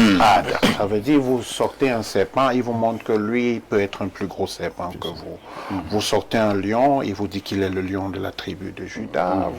Mais pour moi, cette question de totémisme, c'est comprendre la finalité des choses. Ce n'est pas l'affrontement entre les peuples, les nations, les races, le noir et le blanc. Nous sommes tous des êtres humains. Et moi, je dis, le totem est quelque chose qui constitue un esclavage spirituel devant une entité qu'on ne peut pas maîtriser, qu'on ne peut pas comprendre. Tandis que Dieu nous donne une voie royale par laquelle nous sommes libres de toutes ces choses. Ceux qui sont dans des familles où il y a des totems doivent en être délivrés totalement. Sinon, d'une manière ou d'une autre, ils sont en prison. Ils sont en prison. Il faut, je vous dis, les gens qui ont les totems, ils ont des comportements bizarres. D'autres dorment sur les clous, d'autres doivent dormir sur le coin de la chambre, ils touchent pas le lit, il faut une chambre où personne. Ce n'est pas caricatural. Pas du tout. C'est des choses très bizarres. Les gens ne sont pas libres. Les gens ne sont pas libres d'être les êtres humains créés par Dieu, n'est-ce pas, pour vivre, n'est-ce pas, une vie harmonieuse. Je veux dire que ceux qui sont qui ont des totems, ce sont des croyances, des religions dans lesquelles on croit qu'une petite entité qu'on appelle totem peut nous protéger, mais elle se trouve... Tu peux combattre les totems? Moi, je vous ai expliqué déjà ici que moi, je ne suis pas puissant. Moi, je ne suis pas puissant, mais je sers un Dieu puissant. Avez-vous déjà combattu un totem? Mais puisque je suis pasteur et que je suis appelé pour aller intervenir dans plusieurs circonstances, le Dieu que je sers, c'est mon Dieu puissant dans plusieurs circonstances. Les maisons hantées et le totemisme. Non, je dis bien que je suis arrivé dans plusieurs endroits où il y a un bruit dans le... Non, ce n'est pas ça le totemisme. Vous pouvez aller faire en sorte que les batailles n'aient pas posé la question de est-ce que le serpent d'Airain c'était du totémisme? Je dis non, ce n'était pas du totémisme. Pourquoi? Qu'est-ce qu'un totem? Nous l'avons défini. On a dit que c'est un élément de la nature, soit végétal, soit animal, ou même une représentation d'art, tel que on appelait ça en araméen Neushtan, le serpent d'Airain en question. Alors, est-ce que ça avait vocation à être adoré, vénéré? Non. La preuve, c'est que Dieu, même dans la Bible, punit par la suite ceux qui se sont amusés à faire cela. Je vous ai dit, la culture hébraïque, c'est une culture de la représentation, des images, le langage, on avait comment le mot... En attendant que le mot revienne. Vous êtes traditionnaliste, vous êtes voyant, vous êtes traitant, vous êtes ci, vous êtes ça. Est-ce qu'on peut être un grand traditionnaliste et qui soigne les gens, qui fait dans la voyance, si on n'a pas un totem? Non, déjà, naturellement, lorsque vous avez un bon homme spirituel, initié, gardien de la tradition, nous on travaille les totems. Mon grand-père était un grand notaire. Vous en avez combien? Non, pour l'instant, j'en ai un totem qui me sert d'arme rituelle. Le serpent, le lion, c'est une panthère. Non, c'est pas un serpent. Faut pas dire, tu es obligé de dire. Je suis pas. Non. Puisque je suis parfait. Pourquoi on n'a pas dit? Non, je ne peux pas dévoiler le secret ici. Mais je dis bien que dans la transmission africaine. À quoi te sert ton totem? Non, beaucoup de choses. Lorsque je reste au Cameroun, qui est impatient, soit en Europe, soit dans tout le monde entier, comment je traite la distance? Il y a des pouvoirs mécanismes de mes ancêtres auxquels je peux traiter un patient à distance. Il peut arriver qu'en forêt, qu'un patient est malade, je pars vous lui donnez vous lui faites également des sacrifices humains? Les sacrifices humains, ça c'est une branche de la magie noire. Puisque lorsqu'on parle de totem, c'est... vous donnez juste les œufs? Non, pas du tout, monsieur Parfait, je n'ai pas besoin de donner les œufs. Je dis bien que mon grand-père était un grand notable de la chefferie, l'un des descendants. Dans ma concession, il n'y a pas de totem qui nuit à autrui. Au contraire, il sert à garder un protecteur. Tout à fait. Mais son rôle, c'est d'apporter le bonheur dans la famille et de protéger la concession. On termine en quelques secondes, vraiment, Cheikh Ali Sanga, en quelques secondes. J'aimerais dire que l'héros vient de sauver le traditionnaliste. Avec quoi? Parce qu'il a dit qu'il ne faut pas qu'il dise le totem qu'il a, qu'il donne le nom. Sinon, il sera frappé. Ah bon? C'est le secret. Dieu n'a pas besoin de secret. Vous n'avez pas de secret dans le Coran? Non, pas de secret. Vous n'avez pas de secret? Dans l'islam, il n'y a pas de secret. Quand vous sortir là? Non, il dit c'est tout ce que vous... Votre marche là, vous marchez souvent... Non, si vous me posez une question sur l'islam, l'islam est ouvert. Non, il n'y a pas la cabale dans le Coran. Il n'y a pas de cabale. Je vous m'en défie. Vous revenez à l'émission prochaine. L'émission est actuellement terminée. Donc, j'aimerais dire que tout ça, la sorcellerie est liée au totem. C'est terminé. On dira merci à l'imam Cheikh Ali Sanga, merci à Pierre Alain Douk, merci à Ndio Seni qui avoue qu'il a un totem, merci à Blériot qui a presque aussi avoué qu'il en avait un. Merci à Bayon, la rediffusion de ce programme.